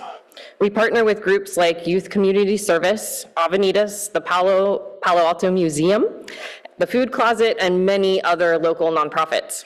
We couldn't do this without the strong and stable partnership with the City of Palo Alto. We support the city's proposed framework and encourage the committee to move forward with this initiative. We look forward to securing an extended lease agreement so that future generations may continue to enjoy the beauty and benefit of Gamble Garden. I also want to quickly thank Ms. Alamos and Mr. Shikata for your work on this effort. Thank you so much for your time and commitment to stewarding public resources wisely. Thank you. That concludes public comment. All right, excellent. Well, I'll bring it back to the dais for comments on the proposed leases. Colleagues? Councilmember Stone? Great, thank you for this work. Let's see. My first question. So on the lease for nonprofit lease agreements, not just. I guess a little clarification on what we're doing. Are we just talking about these three that are in front of us?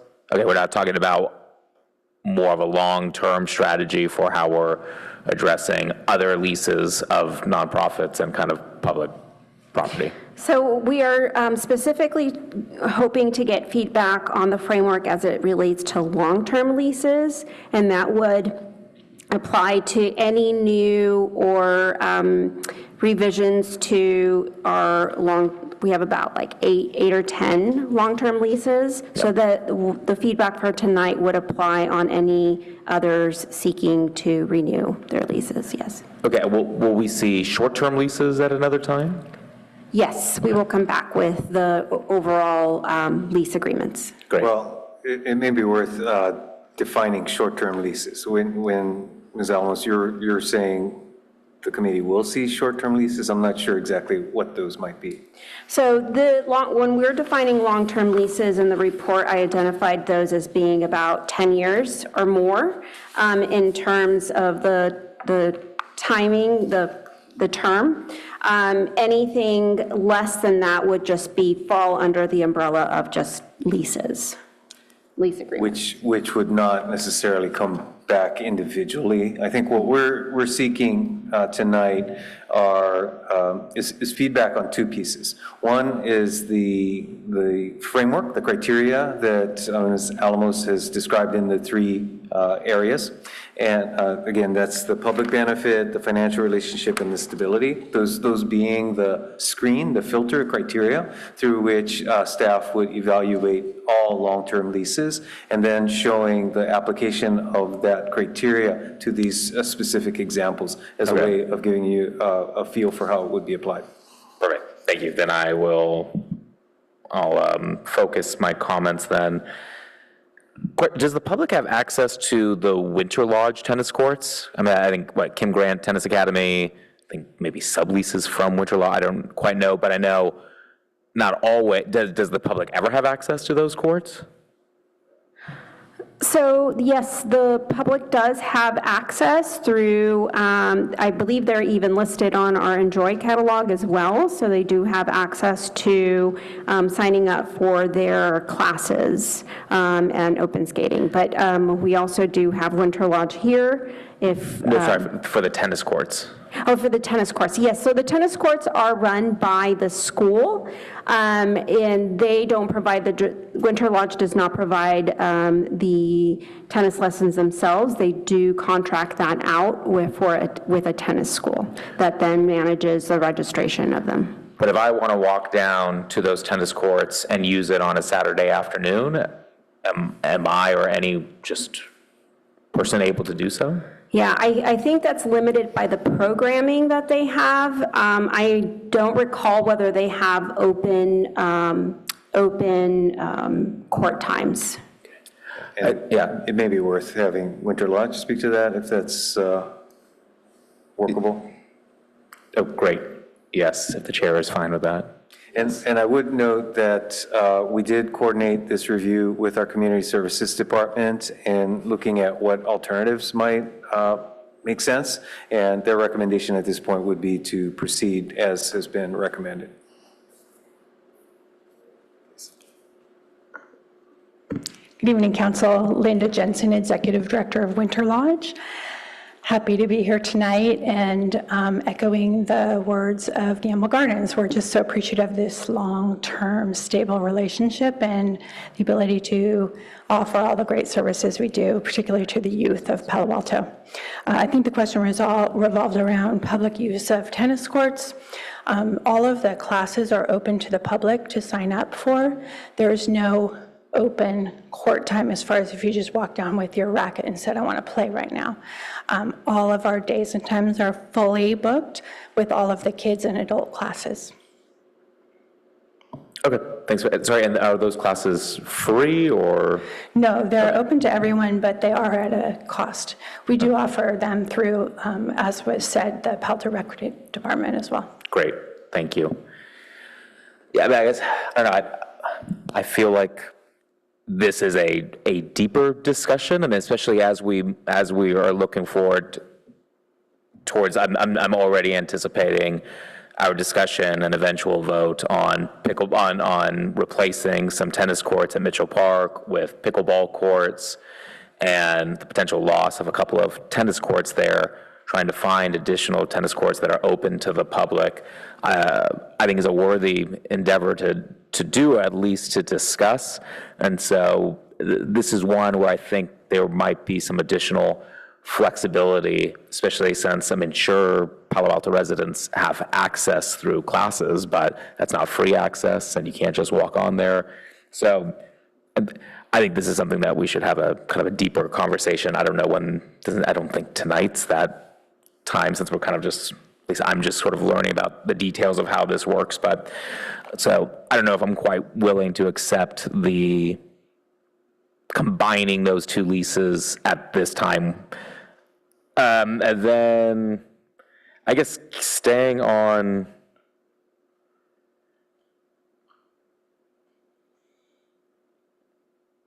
well, I guess this is related to everyone. So I understand why Gamble Gardens not paying rent based on their public benefit, programming, investment, using really taking care of in such an incredible way a beloved city historic building and treasure. What I'm confused, why does and sorry if you kind of went over this, why does the Lawn Bowls Club pay almost $14,000? But Winter Lodge doesn't pay any money in rent. I'm just trying to make sure that, is it just because we pay for in your presentation, we already pay for the facility? Like, do we pay additional things? So this is just kind of cost recovery? Can you explain that? Yeah, so in terms of the lease terms for Palo Alto Lawn Bowls, the city does have the responsibility to pay for any maintenance on the clubhouse as well as the landscape maintenance. We pay for irrigation, and we pay for the renovation of turf twice a year. So that is a pretty expensive cost to the city at the rate of over $60,000 a year. And so, yes, there is some form of cost recovery.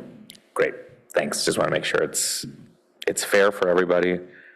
Yeah, and zero issues at all with approving the proposal for Palo Alto Lawn Bowls, Gamble Gardens, and the Winter Lodge portion of that lease. But again, I'll withhold kind of an opinion on the tennis courts at this point. And then just final thought on the guiding principles for service alignment being one of the considerations. I agree with aligning with community needs. I think that's obvious, both in the long term and the short term. What I'm worried about is including actually city council priorities, because those change year to year, or one thing we might be talking about tonight, at least every 2 years.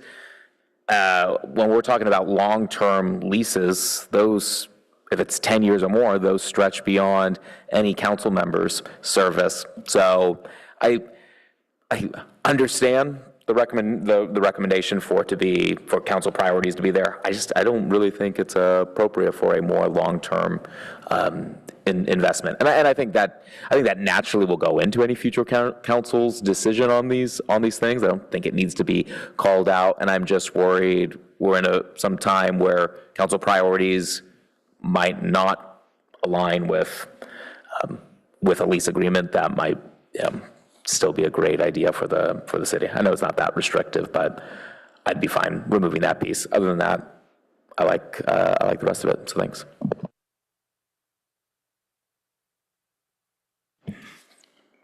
I was taking a look at how some other cities manage similar leases. I think we definitely need a structured approach that sets standard terms for length and costs and can handle all of the city sites, including some of the ones that were described but not for discussion tonight.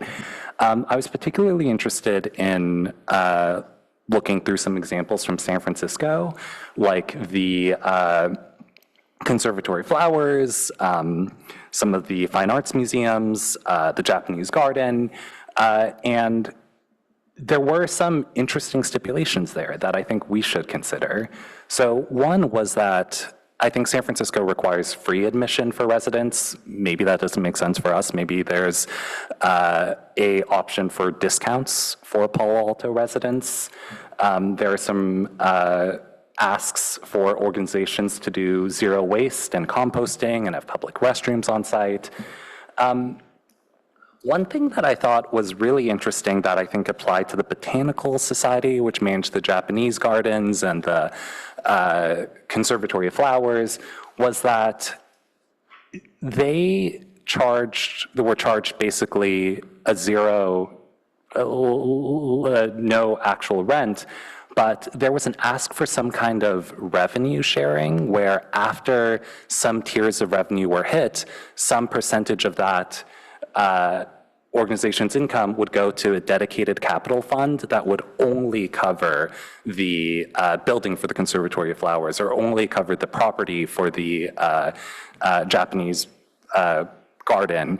I think something like that is actually really clever because it helps these organizations pay for their own long-term capital costs,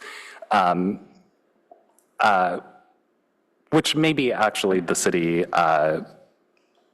I'm not clear if the city would cover or not cover it right now. And it also, in those agreements, asks the organizations to try to be active partners in fundraising. So it basically explicitly asks these organizations to have fundraising and fundraising events and membership events, and if they want to have weddings, they can use the space like immediately outside. Like they're actually trying to push these organizations to have a meaningful amount of revenue and be as self-sustaining as possible, and then use some of that revenue as part of a revenue sharing to actually maintain its property. So I thought like that was actually really clever. These are all big topics that I think should be in a broader framework, not necessarily a one-off today. I would, though, suggest having some stipulation for discounted programs for Paul Altons and or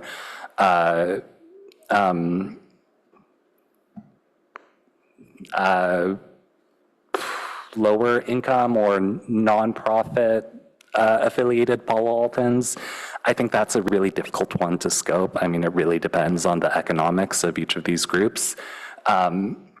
But I would love the idea that the tennis camp has a marginal discount for Paul Altons, or that the Winter Lodge tickets could be marginally cheaper for Paul Altons, or Paul Altons are able to reserve them a little bit earlier, or something else that is, in effect, a Paul Alto targeted benefit. I also have some just general concerns, like in the same vein as Councilmember Stone, about the annual rent for the lawn bowls. I think it'd be nice if we could establish some kind of norm where it's like the leases are just $0 for everyone, and then certain kinds of maintenance are covered by the organizations, and certain kinds of capital things are covered by the city. Let me see. I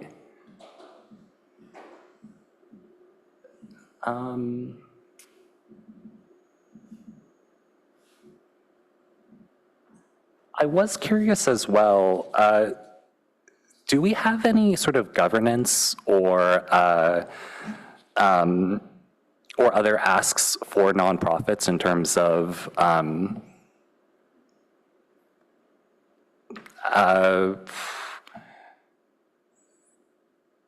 going to be very broad here, like labor standards, the benefits they provide to the staff, executive compensation, anything like that?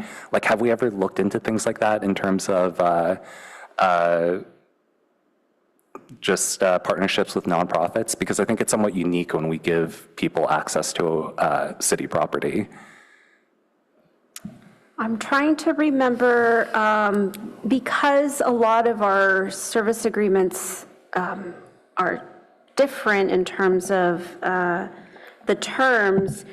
We don't have it as a standard or practice, but I do believe some may have more specificity, but I don't have that information off the top of my head, and I would have to do some research. Okay. I mean, I guess that's something that would appear in the actual lease that we could then discuss. Well, actually, I can say with some confidence that we generally have not gotten into organizational issues, with one notable exception, which was the Downtown Streets team. That's what I was thinking. And so setting a norm of some involvement in that area would be somewhat of a precedent. Okay.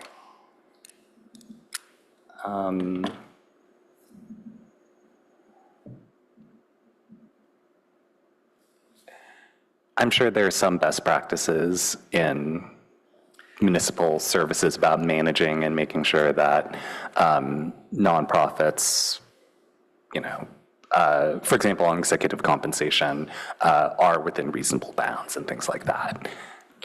What we do, I was going to say that in our review of applications, for example, when we just did this phase 1 process and we were evaluating the Form 990s and the makeup of each organization, that was one aspect that we looked at, was to understand the financial soundness of the organization. The committee did look at that measure, I guess, to ensure that there isn't that heavy overhead. Yep. Okay. Yeah, I would just note that there's a distinction between transparency, so awareness of things like compensation, and the extent to which that then factors into decision-making. That's, I think, a little more tricky area. Right. And again, one that would typically vary by the size of the financial relationship, the magnitude. And so ultimately, what we're talking about here is exactly, quite frankly, following up on the audit in questions of how to support decisions in the city's financial relationship with nonprofits that are appropriate to the size of the depth of that relationship, understanding that complexity can also be a bit challenging in these relationships themselves. Yeah. Okay. Yeah, I am happy to move forward overall. I think we should look into some have more discussion about actual policies, and definitely revisit the tennis court and Winter Lodge agreement. So maybe that's something we can, what would be the right mechanism for revisiting that? Is that something that staff could just bring to the actual council consent item, or is that something we would have to discuss later? Well, yeah, good question. And ultimately, we'd be looking to your guidance on how to make these decisions, both in general as well as with this specific. Given that particular topic, this might be one that staff would noodle with our community services department, and then have some discussion as to whether it might make sense to take it through PRC before it comes back to the council, and then at that, whether it should go through the Policy and Services Committee before it goes to the full council. I think those are some options to consider. Yeah, I'm fine with it going to the PRC or just coming back to Policy and Services. I think it is also reasonable and more fair to the Winter Lodge to just do things maybe quickly with just Policy and Services than to consent. Right.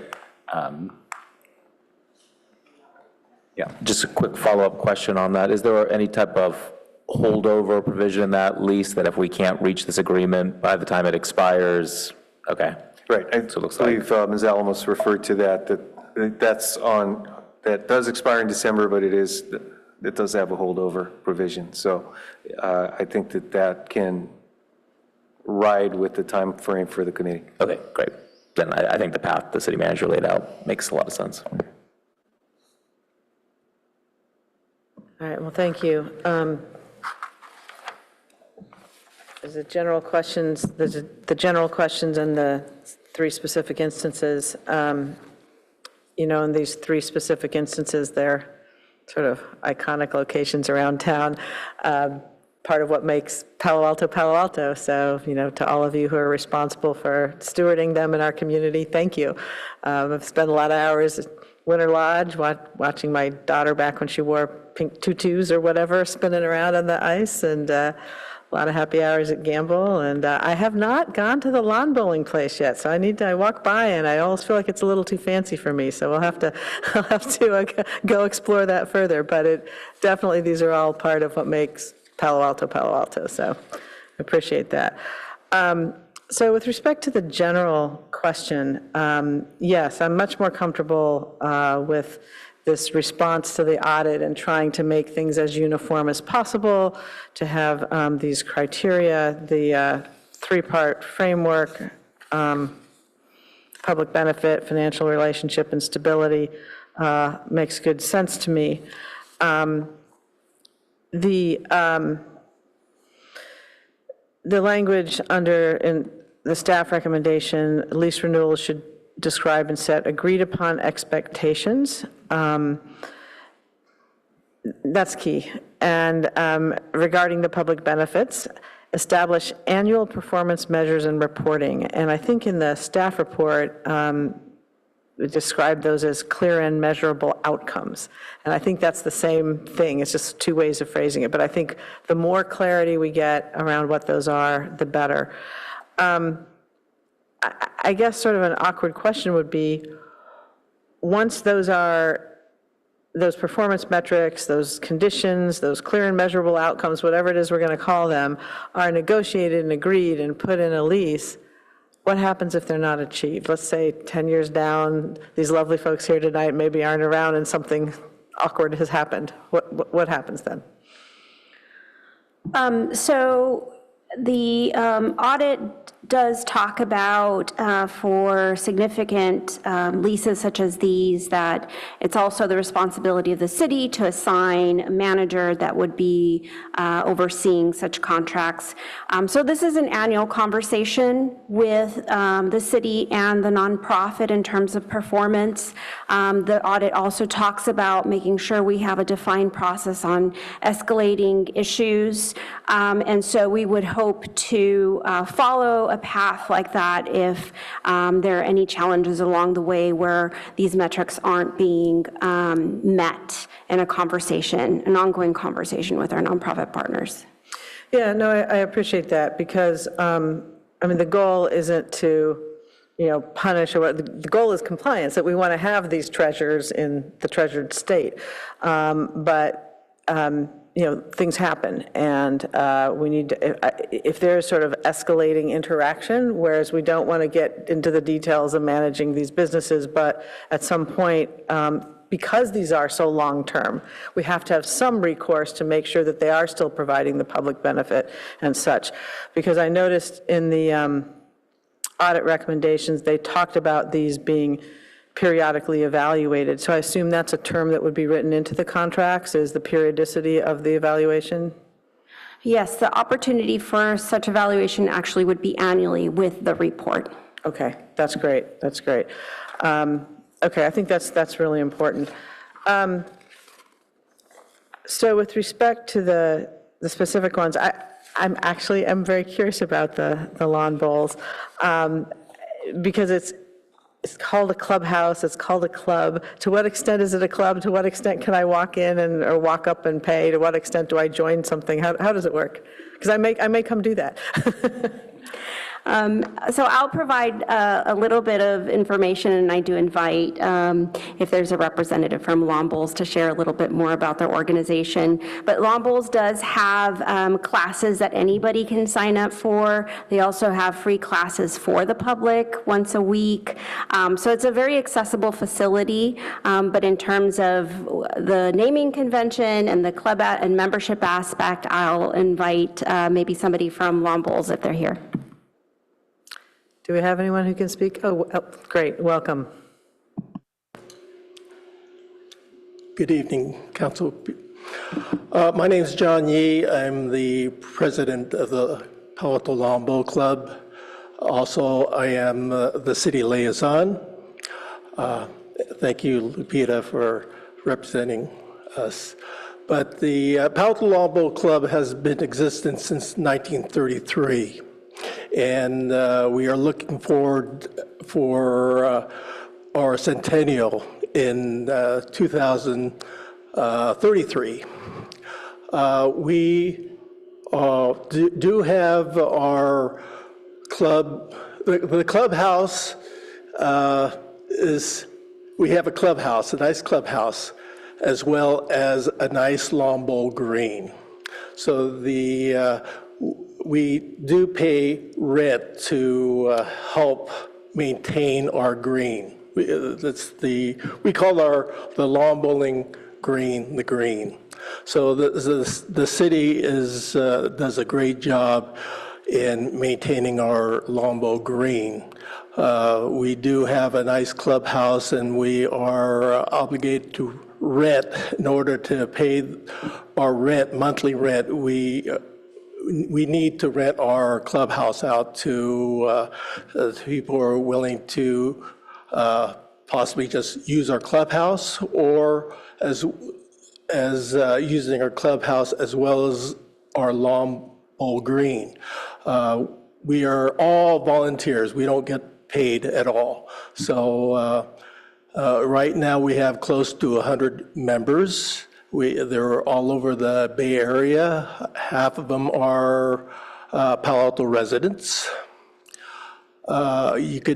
Anybody and people back here are welcome to come to our clubhouse as well as our lawn bowl green. We do offer free lessons every Sunday at 1:30. So Vice Mayor, come on over, or you can, we have a lawn bowl website, palb.org. It tells our history and what we do, but we try to help out our community and as well as our nonprofits. Again, we do offer free lessons on Sunday afternoon to anybody who wants to come. Frank is one of our coaches. We do have about 4 coaches who are willing to coach anybody who ever comes to our lawn bowl club. If you come on one of our draw days and are interested, if there's someone available, we'll be happy to help you learn how to lawn bowl. What's that? Sure. All right. So if I come on Saturday and I take my free lesson, and it turns out I am just an ace lawn bowler. Who knew? But that's the case. And I want to bowl more. What do I do? Do I show up? Do I become a member? What do I do? We do offer memberships for residents as well as people who are outside the city.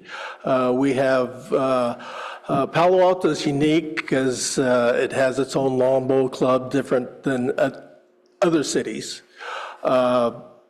Sunnyvale has a lawn bowl club, San Jose, Santa Clara, and San Francisco. San Francisco, back in the day, 1933, Victoria Abbott, I believe, was the first female president who got McLaren. He was the designer of the Golden Gate Park. She got him down there to design the lawn bowl, the green there, and from there it just built up. So I turn out to be an ace lawn bowler, and I buy a membership, and then I can come more often. Correct. How much do I pay for the membership? We had to raise our rent up, so it's $160 a year. Okay. Plus $20 for a key and a towel and some of the brochures we give you.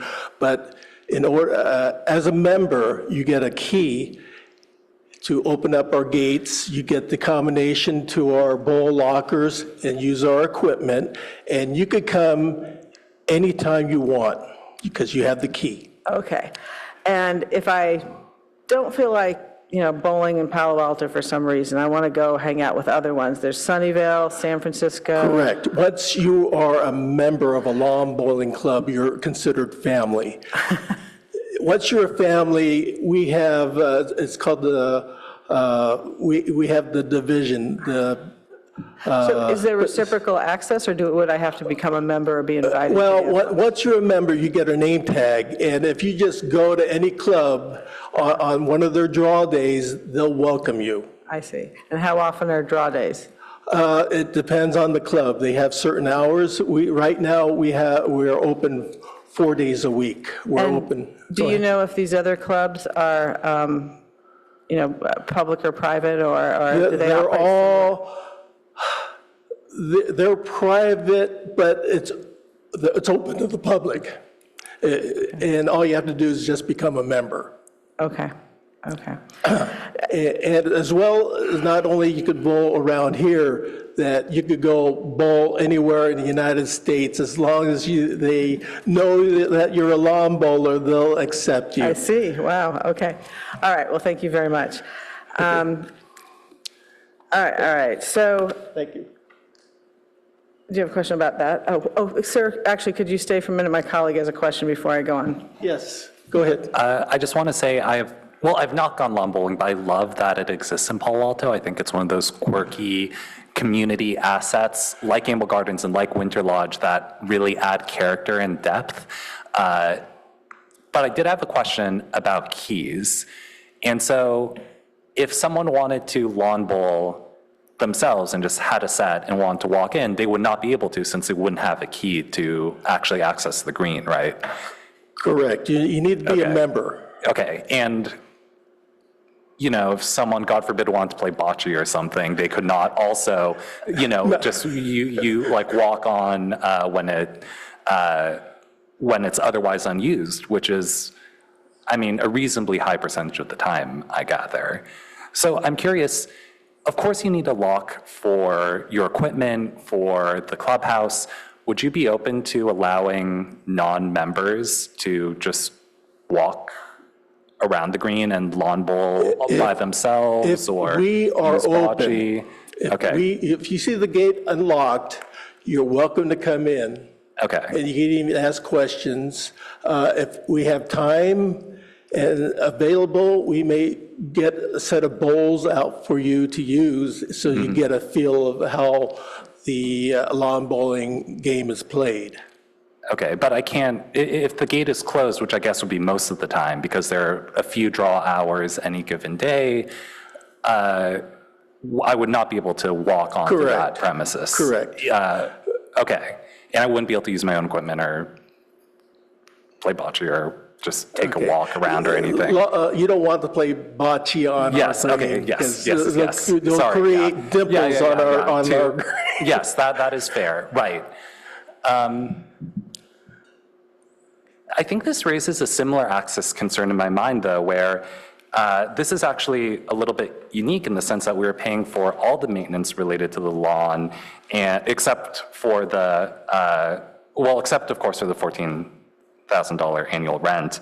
But I think Ms. Alamos mentioned that the actual cost of the lawn was like $60,000 a year or something.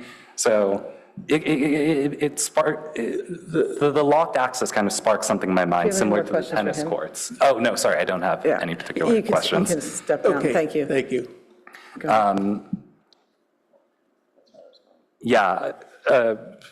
I'll let you, I realize that we would want to keep a lawn bowling surface pristine. And there are also some analogies with the golf course where you don't let people sort of randomly wander onto a golf course without paying fees. But there is something maybe qualitatively different in my mind in the sense that there seem to be a few draw hours per, I'm probably wrong here, but maybe 10 or maybe 20 draw hours per week, and the rest of the time the public doesn't have access to a green space that the city provides the maintenance and water and lawn care for. So I think I have some similar concerns and would love to see if we can get an agreement with the lawn bowling club where it is unlocked by default. It is otherwise a quite large green, and the city can do or continue to do a good job of maintaining it so that, pesky bocce players don't ruin the surface and things like that. There's probably some signage, or I hope that there's something that can work out, and I'd love to sort of see where that goes as well. Maybe before approving the final lease. Yeah, thank you. I think that And what Councilmember Liu is, I think, struggling with, I'm struggling with a bit too. It's, I don't know that I have an issue with it, but it's hard to kind of do the math on, when something is a public facility, how public is it? How free is access? How subsidized is it? But yet we have, volunteers stewarding it that we couldn't, otherwise we couldn't have the facility or the city would have to pay staff. So I think that's what you see us struggling with real time here as since we're trying to make things uniform and we have still a little bit of apples and oranges and trying to sort through since the goal is to make uniform fair. So, I think that generally, certainly and I get the sense all my colleagues as well, all want to continue to be in partnership, continue to have leases, would like these uniform provisions that provide standardization and accountability. But it's just, it's a lot to process in one evening when there's 3 different types of circumstances here. I guess I'm also wondering about the tennis courts situation, the lawn bowling. I'm excited. I do want to try it, but it's the clubby field of it when it's a virtually, it nets out being a cost actually to the city. So it's an unusual situation, I guess. And I think that's what you're struggling with as well. So I guess what I'm wondering is whether we need more discussion on this or not, because what you're looking for is a yes on the leases tonight, right? Yes, that's correct. And the particulars of each lease would go before the council separately. And in there, you would see the particulars for each of the different organizations. At the same time, if there are unanswered questions, and it does seem like there are unanswered questions on at least lawn bowls and the Winter Lodge, that we need to come back to you for that. It wouldn't make sense for us to try to guess at what the interests might be for the council and then to put it on the full council agenda. So we could certainly come back with those. Again, appreciate the struggle because again, we're trying to do 2 things. One is to establish the framework, the criteria for decision making, and then apply it to specifics. And while it's a struggle, it's also beneficial because your discussion is illuminating some of the things that really should be reflected in the framework, which include information and I think more detailed information on costs for users, Yes. public accessibility, any other issues associated with the timing of availability, and again, public access, and also to a certain extent, what the alternatives opportunity costs might be not a perfect way to describe it, but what alternative uses might be for individual circumstances. Right. And I think understanding, like we've explored in detail because we were, I think, curious about the fact that there's this, relatively nominal annual rent for the lawn bowls, but not for the others. So we're looking at why and finding out, well, the city does this $60,000 worth of service to the property each year. Well, do we do any on the other 2? We're getting a no. The other Okay. 2 are fully supported. Maintained by their own. Yeah. Okay. All right. So it's just it's just a curiosity. So I think City Manager, where you're going is that staff would be all right with coming back to council with more information on the 2 instances, and because they're not expiring this minute, we can certainly do that. I think with the understanding that we're certainly interested in continuing the relationship, and certainly appreciate these treasures in our community. Just want to do something that feels like it's the first step in a consistent standardized practice. But that said, I don't think any of us see any similar issues with Gamble Garden Center. So if not, would you be interested in then having us go ahead and approve that one tonight, and then we'll come back on the other two? Yeah, Yes. okay. You want to make a motion on that? And I would like just a little clarity, and we've talked about different bodies of work coming, hearing this. We've talked about PRC, PNS, and council. What would be the recommendation of this committee? Are you referring to? For the Winter Lodge and Long Bowl? That's where I think staff should take a look at what Okay. is most appropriate given the variety of issues that we'd be bringing back. So I suggest that simply be a referral back to staff. Makes sense, it may be two different answers. Right. Yeah, okay. I'll move the staff recommendation as it relates to Gamble Garden and refer back to staff for additional refinement, Palo Alto Lawn Bowls Club and Winter Lodge, as the Winter Lodge applies, I guess the tennis, the tennis lease. I'll second that. Any further discussion? No? All right, Madam Clerk, let's vote. If you don't mind, I'm just going to display the motion really quickly so I can make sure that I have it down correctly. Yes, please, take your time.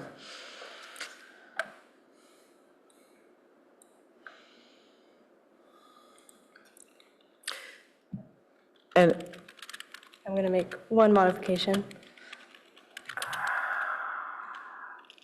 negotiation of, right? We don't have a lease to approve at this point. That's yeah. So the city council, under A, it should be the city council approve negotiation of a lease renewal. Yeah. Do you want more there? Is that good enough? Let's see, there's some version of with staff to advance the details. For which? For the first one. Because we don't have a lease in front of the committee at this time.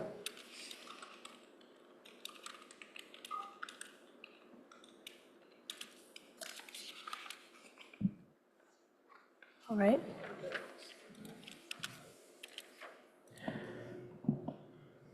Yeah, I'm sorry.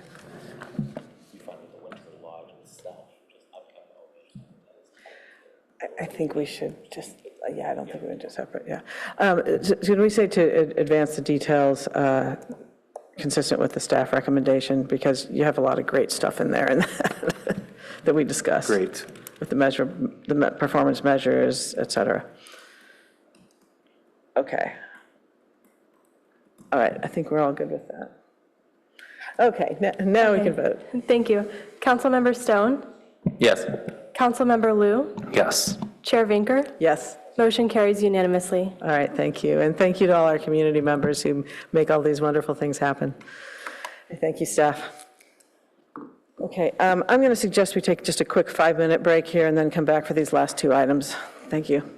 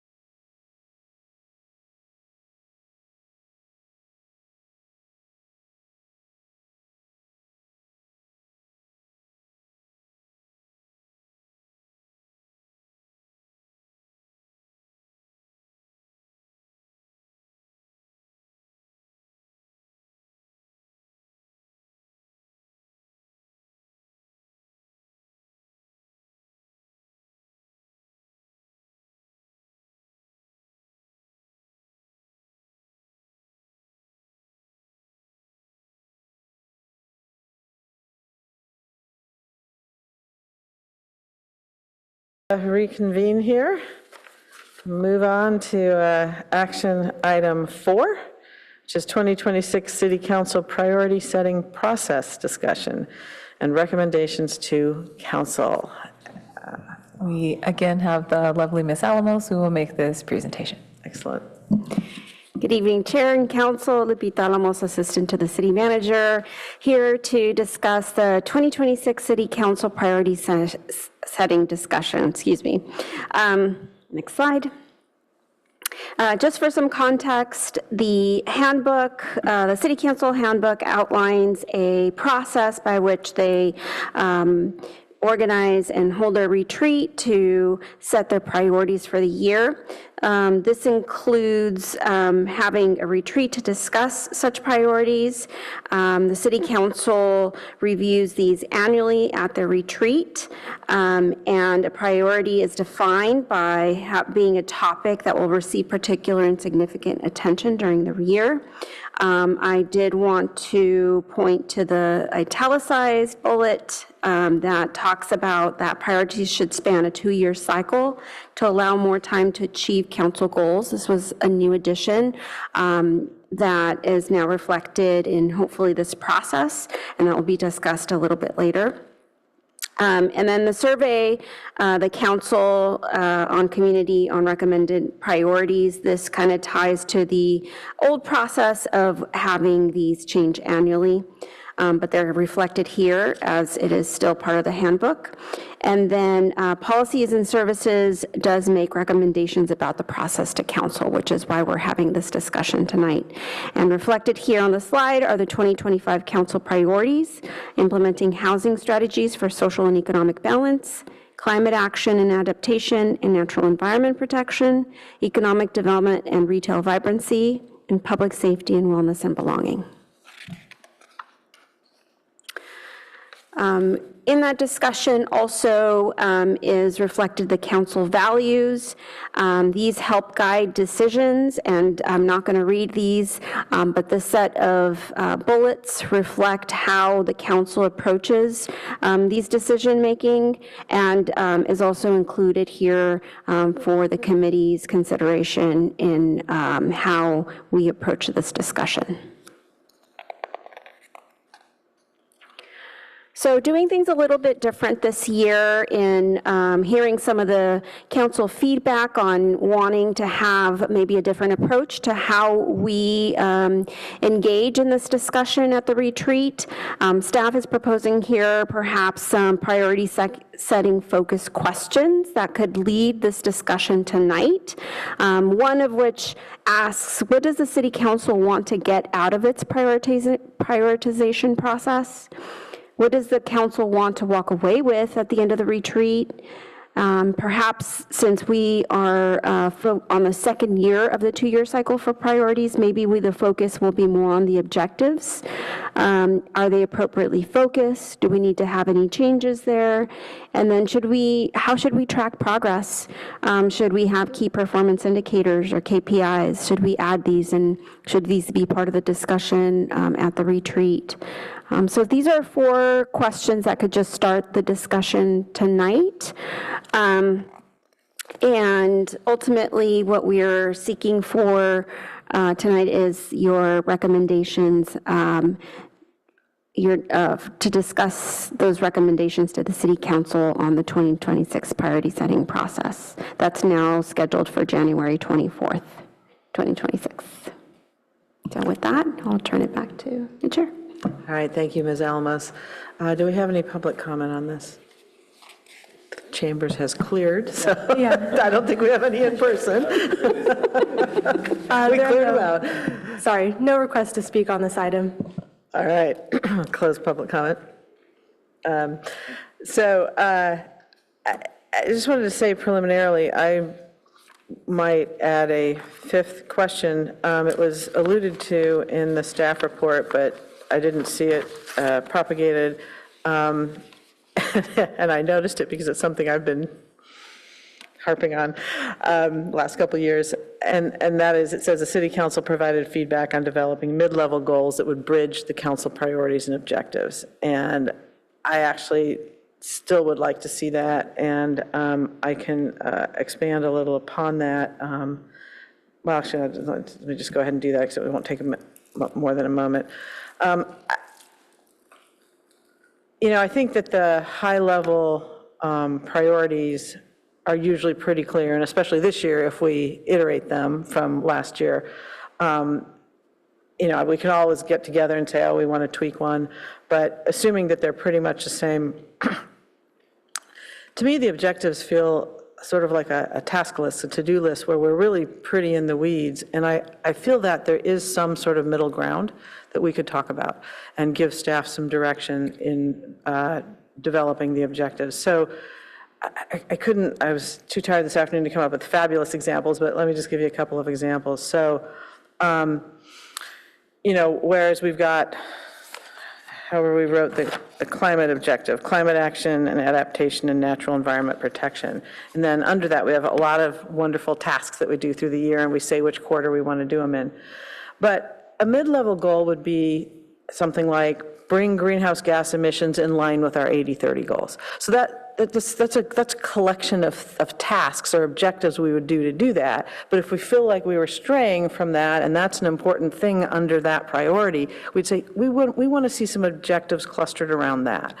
And I think there are some of those mid-level things where we might not be the best judge of exactly what the tasks are, the objectives are to carry them out. Like Brad and John might have a better sense of, well, then we should push more on EV infrastructure, or we should, or whatever it is.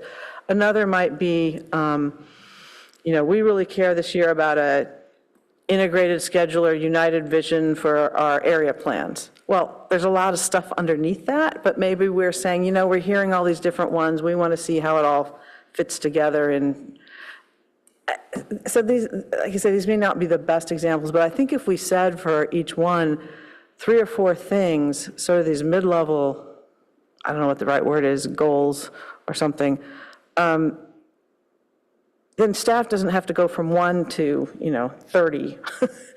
and that's I feel like we almost owe you that additional direction, because the top level ones are almost pretty obvious. Like I don't think they give you much direction, those top 4. And I feel like we owe you a little more direction. So that's why I say that. But anyway, so that's just my thought on that. But other feedback? Following you, I completely agree. I like the idea that we're moving towards the 2-year plan. I think that way we can just be more strategic and intentional with at these retreats, where oftentimes we're just so focused on wordsmithing the priority to make it seem like it's slightly different than it was the year before, but it really isn't. And then we get into these really, because I don't think we give significant, substantive feedback on what those objectives look like, we end up having this very prolonged process where it wasn't approved until June, the objectives? May 5th. Let's see. Chantal, you were doubting me. I didn't. So I think we could, I think the process that the vice mayor described would help us be able to get there. And I think it'd be good too for the public that's involved to be able to just have a greater open dialogue.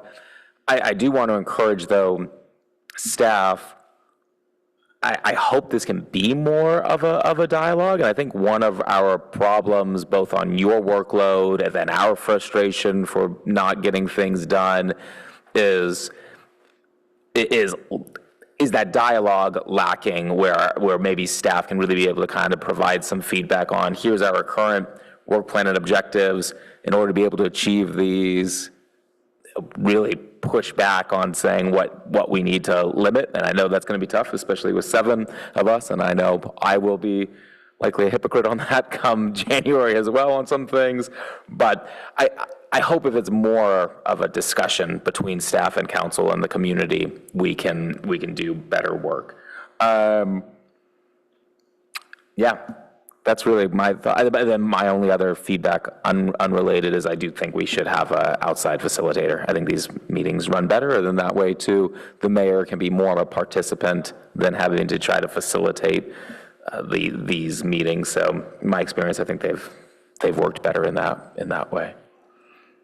Before we go to Councilmember Liu, yeah, I just think that I've often felt we don't need 8 hours to get to those 4 things that we pretty much know when we walk in the door in the morning. And so that's why I want to make it more useful in terms of direction. I also agree on the outside facilitator, but I think I want to think more about the process for how we give you more strategic direction, but I think that's it, is to try to give you more sooner so you're not so stuck at the back end of the year with things. Councilmember Liu. I agree with everything that's been said. My take going into the process, just from my experience doing different prioritization, or you could call them road mapping exercises, is that we really need to create clarity.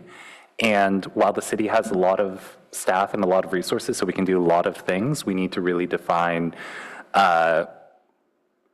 what the trade-offs are, because we can't say that every single arts and recreation and transportation project is a council priority, which is basically what we have done. Or we can say, in any given year, as a collective group, we only have the mental capacity to do maybe 10 really big things, or 20 really big things, or 5 really big things. Even working at places like Meta with 80,000 plus employees, it'd be very clear this half, we have 5 big priorities for all of our products. And that's not to say that the other products won't get significantly better or that they would regress, but that they're just not called out as, top priorities that the entire leadership and staff need to know that they are the priorities. So we need to create clarity. I think we should definitely reduce the number of actual goals we end up with to a manageable number. I don't know what that is, 5, 10, 20, whatever. And just to clarify, when you say goal, do you mean what we've been calling objectives? Yes, sorry, objectives. I think the goals themselves are so vague as to be meaningless. Public safety, okay, that's something that maybe means something, but then if we add public safety and wellness and belonging, then no one knows what that means anymore. So the goals themselves are, I think, probably useless for everyone, and it's the objectives that actually have any value. But even then, when we have so many objectives that we can't really frame them cogently, then the objectives, even though we have 60 objectives, a lot of them are like track or, sort of do ongoing work, and it's not clear what we're doing that year that really moves the needle. Next year, Cubberley is a can't fail. If we do everything else in the list, but we just really mess up Cubberley, that is the one shot we had in so many years done. And so if we want to make a top 10, top 20, maybe top 30, Cubberley would be one of them, for example. And, we could cover a lot of different things, from homelessness to utility costs to,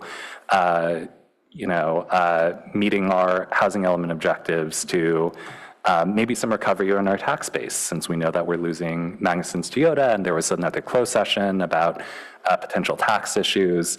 Maybe we could say we'll actually launch some reforms that will estimated recoup some of that tax base. We could have traffic safety, we could have youth mental health, we could have a very long list, but it'll still be a list of 20 to 30 things, not 60 plus. So that's something I feel relatively strongly about. I think there's some mechanisms in the I think that's not going to be possible with how we currently run the retreats. I think it's very hard to say, and I actually don't really care about issue X, Y, Z and want to scrub it off the list. So if there's some way to get buy-in in advance that we want to keep the list focused and actually create clarity, and then some mechanism in the meeting to say, okay, we'll all start advocating for our favorite issues to crack the top 20 or top whatever. But if there's some way for us to, in a low pressure way, have a quick straw poll, have a quick voice vote or hand vote that can take things off the table without us needing to discuss extensively why issue X needs to be taken off the table, that would be helpful. Otherwise, I don't really see any way that we can, create clarity and really emphasize what is a must-do. Yeah, thank you. I think I would say that we can create some clarity by prioritizing. In other words, you don't necessarily have to take things off the list if you say, these are the top things that we need to do. And then in some instances, having two things on the list doesn't really, if they're done by different departments, it's not like one is at the opportunity cost of the other. Sometimes it is. If we say, this department has to do all these things, and they're like, oh, I can't. That's different than saying, here's a priority for these folks, and here's a different priority for others. So I think it's a both and, but I do like the idea of prioritizing a little more, and I guess that's, I think, what I'm trying to get at with my sort of meta goals or mid-level, or is just to give some sort of prioritization or strategic, what is it we really don't want to end the year without having happened? Here's the list of all the things we'd like to have happen, but what is, like you say, can't fail, those different levels of emphasis, and I'm not sure exactly how we get there, but I think that more of a prioritization this year instead of just a list. But I'd love to hear from staff about these thoughts. Really appreciate the thoughts you're sharing. A few thoughts come to mind as to how we could do this, and to your earlier point on a facilitator, maybe our next step would be to see, talk to people we know as to how they might get us there. But it does strike me that there may be, if it were constrained, if for example, we were using as a base our list of, it's 70, ish, 70 objectives, and say, we want to walk out of here with no more than 30 of them identified as I'll call it tier 1 or 2. And even among the 30, there may be tier 1. And in that process, also open the door to say, these may not be the universe of what we want within that 30, and to work through how, and I do think we could do this in a day, how to have a set of 30 that may include 5 things that weren't even on the list that are more strategic than were originally on the table. That I know you do get creative, though. You combine things in ways that will allow us to keep the overall number limited, but still try to get cake and eat it too. That's human nature. But it is, I think, useful for us to think about it in those terms, if that has any resonance with you.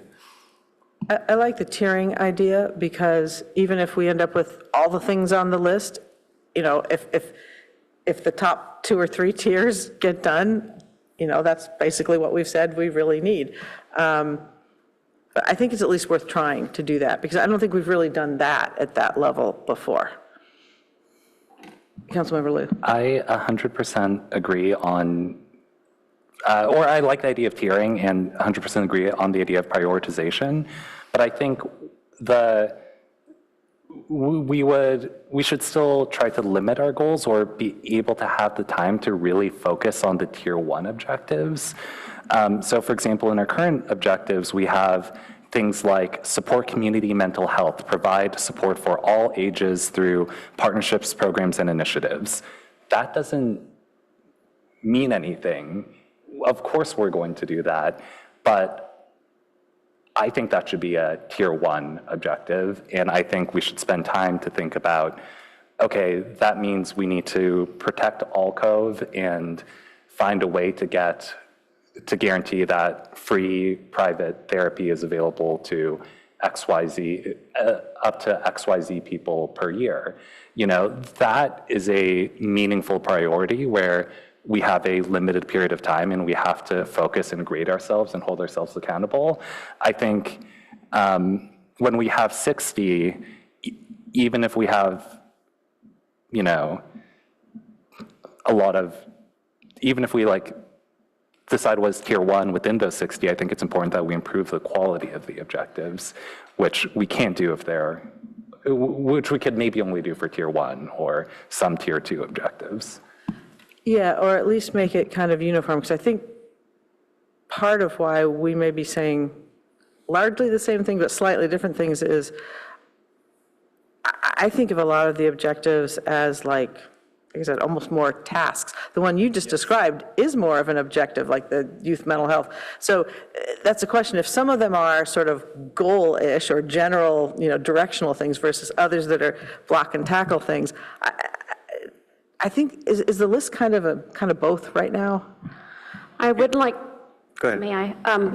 After the going through the process of reviewing the objectives and hearing the council feedback on this list of 70 tasks or projects in a way that wasn't able to identify neither priority or grouping, staff did come back with trying to reorganize some of these with a little bit more of that organization. So there is some staff recommended language there that kind of gets to what you're speaking of, not necessarily in a goal, but for example, under climate action, we do have those subcategories labeled as modernize public safety infrastructure, and then we have a group of objectives there. We have expand wellness and community serving facilities and services and a grouping of that. But being intentional about that, I think, is what you're trying to get to. Yes, thank you for that. I think that is right, because those, sort of the categories, I think those kinds of categories, we probably could prioritize within them. And yeah, I mean, because like even the Cubberley thing, within that, there's all the different things that have to be done to accomplish it. So I do think, though, that somehow at that higher level, because I feel like if we get down too much in the weeds, that's kind of micromanaging as staff in a way we shouldn't be doing anyway. I mean, it's nice to see. I love watching like the Q1, Q2, and, you know, come back and see the things checked off. I love seeing that, but I shouldn't be setting that. So maybe if we talk more at the categorical level and do some prioritization of that, that might be more useful at the end of the day. I think we're in radical agreement on that up here. So what other feedback do you need from us on this? I think it's helpful to try to be clear that we do want to have a facilitator. I think it's clear that we want to have some way of prioritizing. The tiered approach was one that was very popular. Being intentional about these mid-level goals or subcategories is another thing I heard tonight that really resonated well. I think the one area that I haven't heard feedback on, and that was on this list of questions, is should we look at key performance indicators? Should those be added as part of this process? I think yes, and I think there was some agreement on, for example, within the SCAP goals, there's an easy key performance indicator of whether we're on the projected path that we set out for ourselves for 80 by 30. And I think there are really reasonable other goals that we can track to, like on homelessness, we can track the number of people that we actually place into some kind of transitional housing.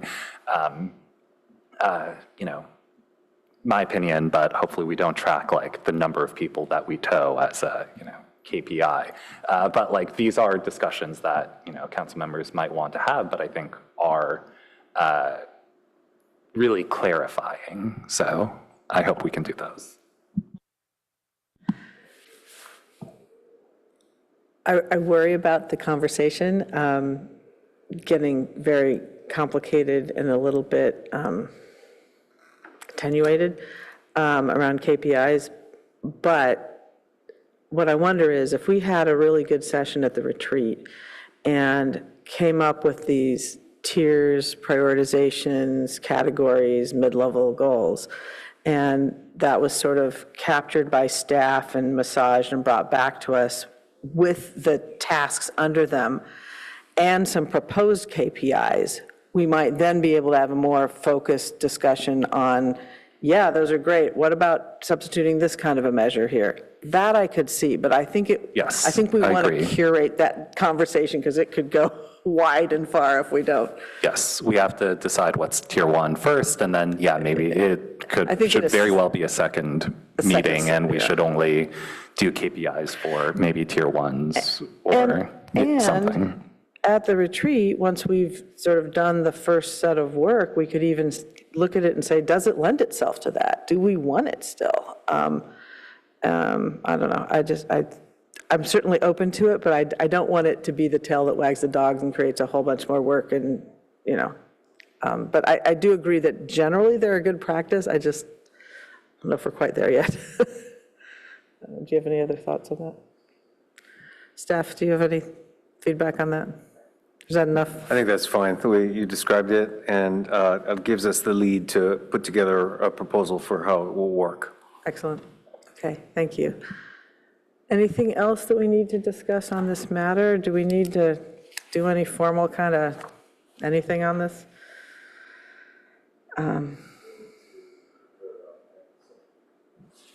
Yeah, so I think the next step for this is, as is part of our process, is staff will capture this feedback that will then go on consent to the city council, that these are the recommendations of the committee.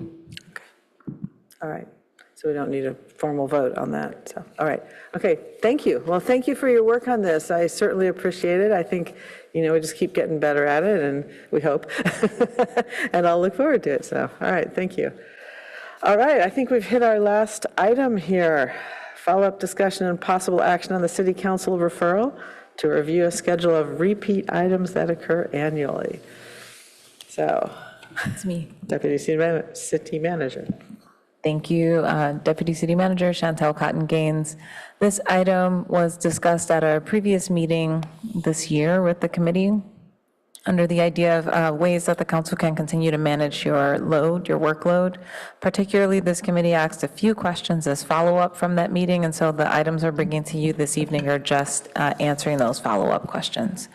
One of the things that's referenced, and this is all on packet page 79, if anyone wanted to specifically follow, the committee asked for an updated list of recurring items separated out by action, consent, or informational items on the list. So we have included that in your agenda packet. It's the same table, but there's a column that has whether it was action, information, et cetera.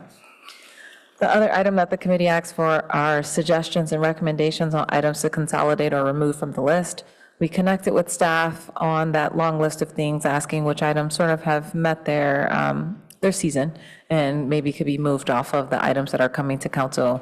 We only received a few suggestions for items to take off, but you'll see that reflected on that attachment as well. There are about 3 items that were recommended to take off the list.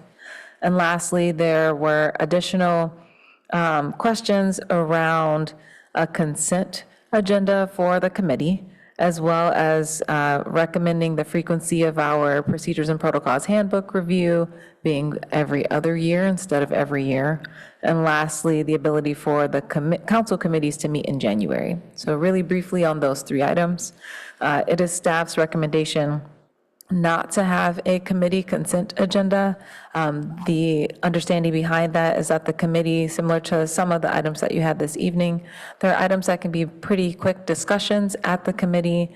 The idea of council assigning things to the committee is just to sort of quick work through them. If there are no questions, being able to move that to the full city council, with the full city council knowing that some concentrated attention has been given to a matter, at least a little bit more than just putting it straight on consent. With it being a consent item on a committee agenda, it sort of complicates that just a little bit. And so our team can answer any questions if there are further on that. In terms of the Procedures and Protocols Handbook, I actually just sent an email today to the council soliciting your suggestions for changes, if you have any, to the handbook. And one of those changes that I will reflect from staff's perspective is the suggestion of you saying to do the handbook every other year. So that's one that we can easily implement, that recommendation almost immediately getting it to council. Lastly, on the ability for committees to meet in January, we are planning to have this committee meet in January. Our suggestion is that this is something you can recommend to the city council to be at the discretion of the chair, and that if the chair and the committee decides that it is of interest for them to have one additional meeting in January, that that's something that committee could coordinate, but that essentially the council add something to the Procedures and Protocols Handbook that would enable that to happen. So that is our follow-up on the items that came. Thank you. Thank you. Do we have any public comment? We have no request to speak for this item. Very good, thank you. Colleagues, who wants to start? Okay, well, thanks. No problem with the items to consolidate or remove on the consent agenda. Yeah, I think staff recommendation makes a lot of sense there. I think at least we've shown on this committee an ability to dispatch with the items fairly quickly, so I think kind of your path is okay. Of course, very happy to not have to do procedures and protocols every year, so support that. I do think it should be odd years, so that way new council members will have that year to be able to do it, and it seems like that will be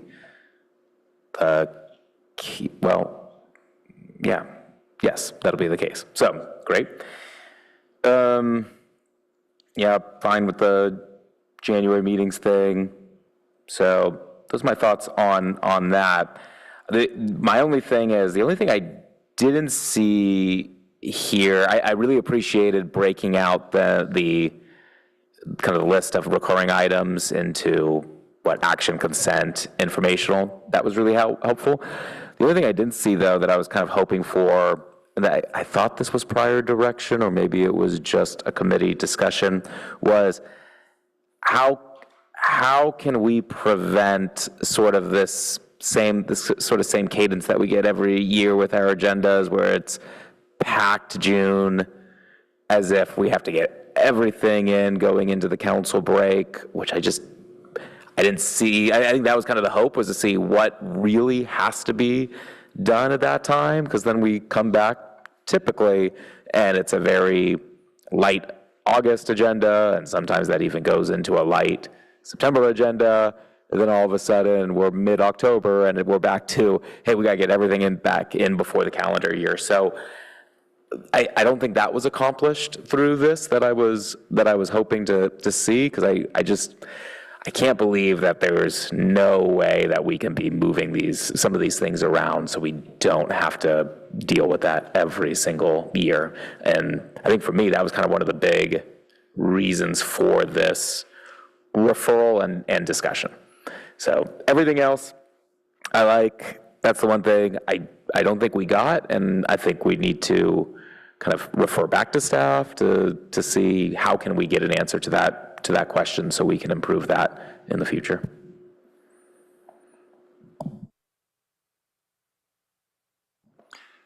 I don't personally have too much. I think the staff recommendations make sense. I think one of my hopes as well was that there would just be less work, or even potentially busy work for staff. And so even when items are not a action or study session, they can still take a lot of time to create the reports for the consent items. And I, like last time, don't have a very clear framework of knowing the laws or knowing what is actually required by the state or county or federal governments. But I know some of these consent items are a decent amount of work to put together, whether it's, I don't know, the drought shortage assessment or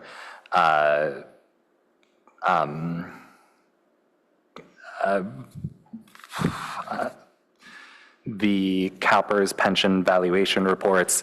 I think it'd be useful, in budgeting for us to just get a heads up, like, oh yeah, and the pension has XYZ issue, or maybe at some point in the year we could just say, and we're, as part of budgeting or utilities or some other meeting, to say, and there's maybe, and there's not a drought, and then we don't actually need these items in staff reports. I think that's really up to staff's creativity and assessment of these items, though. Yeah, I think things make sense otherwise. Yeah, I want to thank you for taking the time to put all these recurring items in these charts. I'm sure that was a project. It's fascinating to see. I did not anticipate to see this number of things, that are just recurring, that happen annually, quarterly, biannually, monthly. It's extraordinary. And because I think when we first undertook this and wanted to see these recurring items, the idea was, oh, we can kind of just smooth them out, but they're constant, right? And I think just having us see these, I mean, honestly, I'm looking at it going, this is how we should onboard council members. Here's what just happens, This is what just happens, because you come in thinking it's kind of a blank slate and you're going to do something, and, there's all these open agendas, and, right? That's because you don't know that there's 80 million things here that just need to happen on a regular basis. So I think it's elucidating just from that standpoint. I don't know that it actually helps us smooth things out more, because that was kind of the goal for you and for us. But I do want to sit with this and just kind of soak it up a little more than I've had the chance to so far. And I don't know that, I don't know if you have you staff have any thoughts on how things could be moved around. It looks like most of these are pretty set.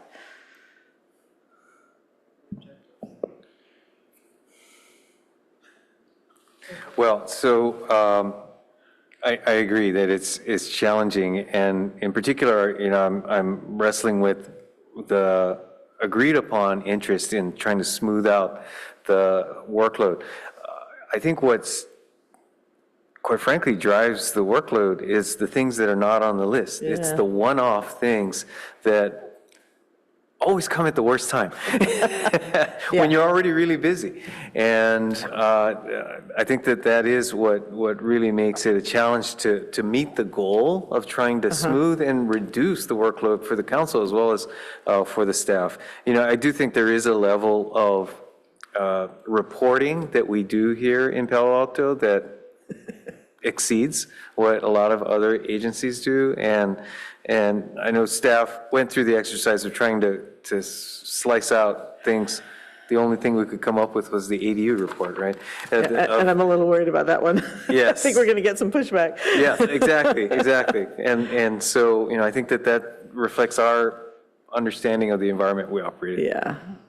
Well,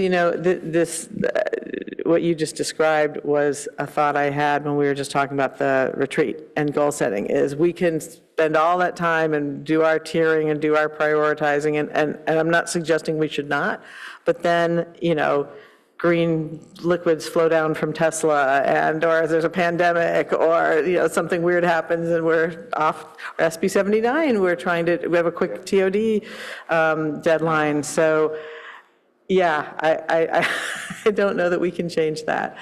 Deputy City Manager. And I'll just add to that, in addition to the things that come up, but also your objectives themselves are not necessarily on this list either. Right. And so that could be up to 70 other items that are being slotted in for council discussion throughout the year. Even Cubberley, we know it's coming, but it's not this annual regular thing, right? It's a big, long thing that will have an endpoint at some point, but it's, not here. So, Yeah, it's just a tricky endeavor. But I do think it was worth going through this just to kind of, to see and to understand more about what we're grappling with. So, yeah, just more specifically, I think I'm on board as well.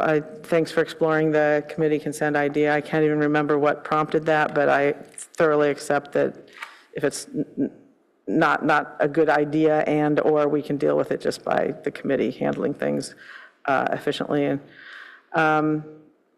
frequency of handbook review, I want to make Councilmember Stone happy and agree with that one.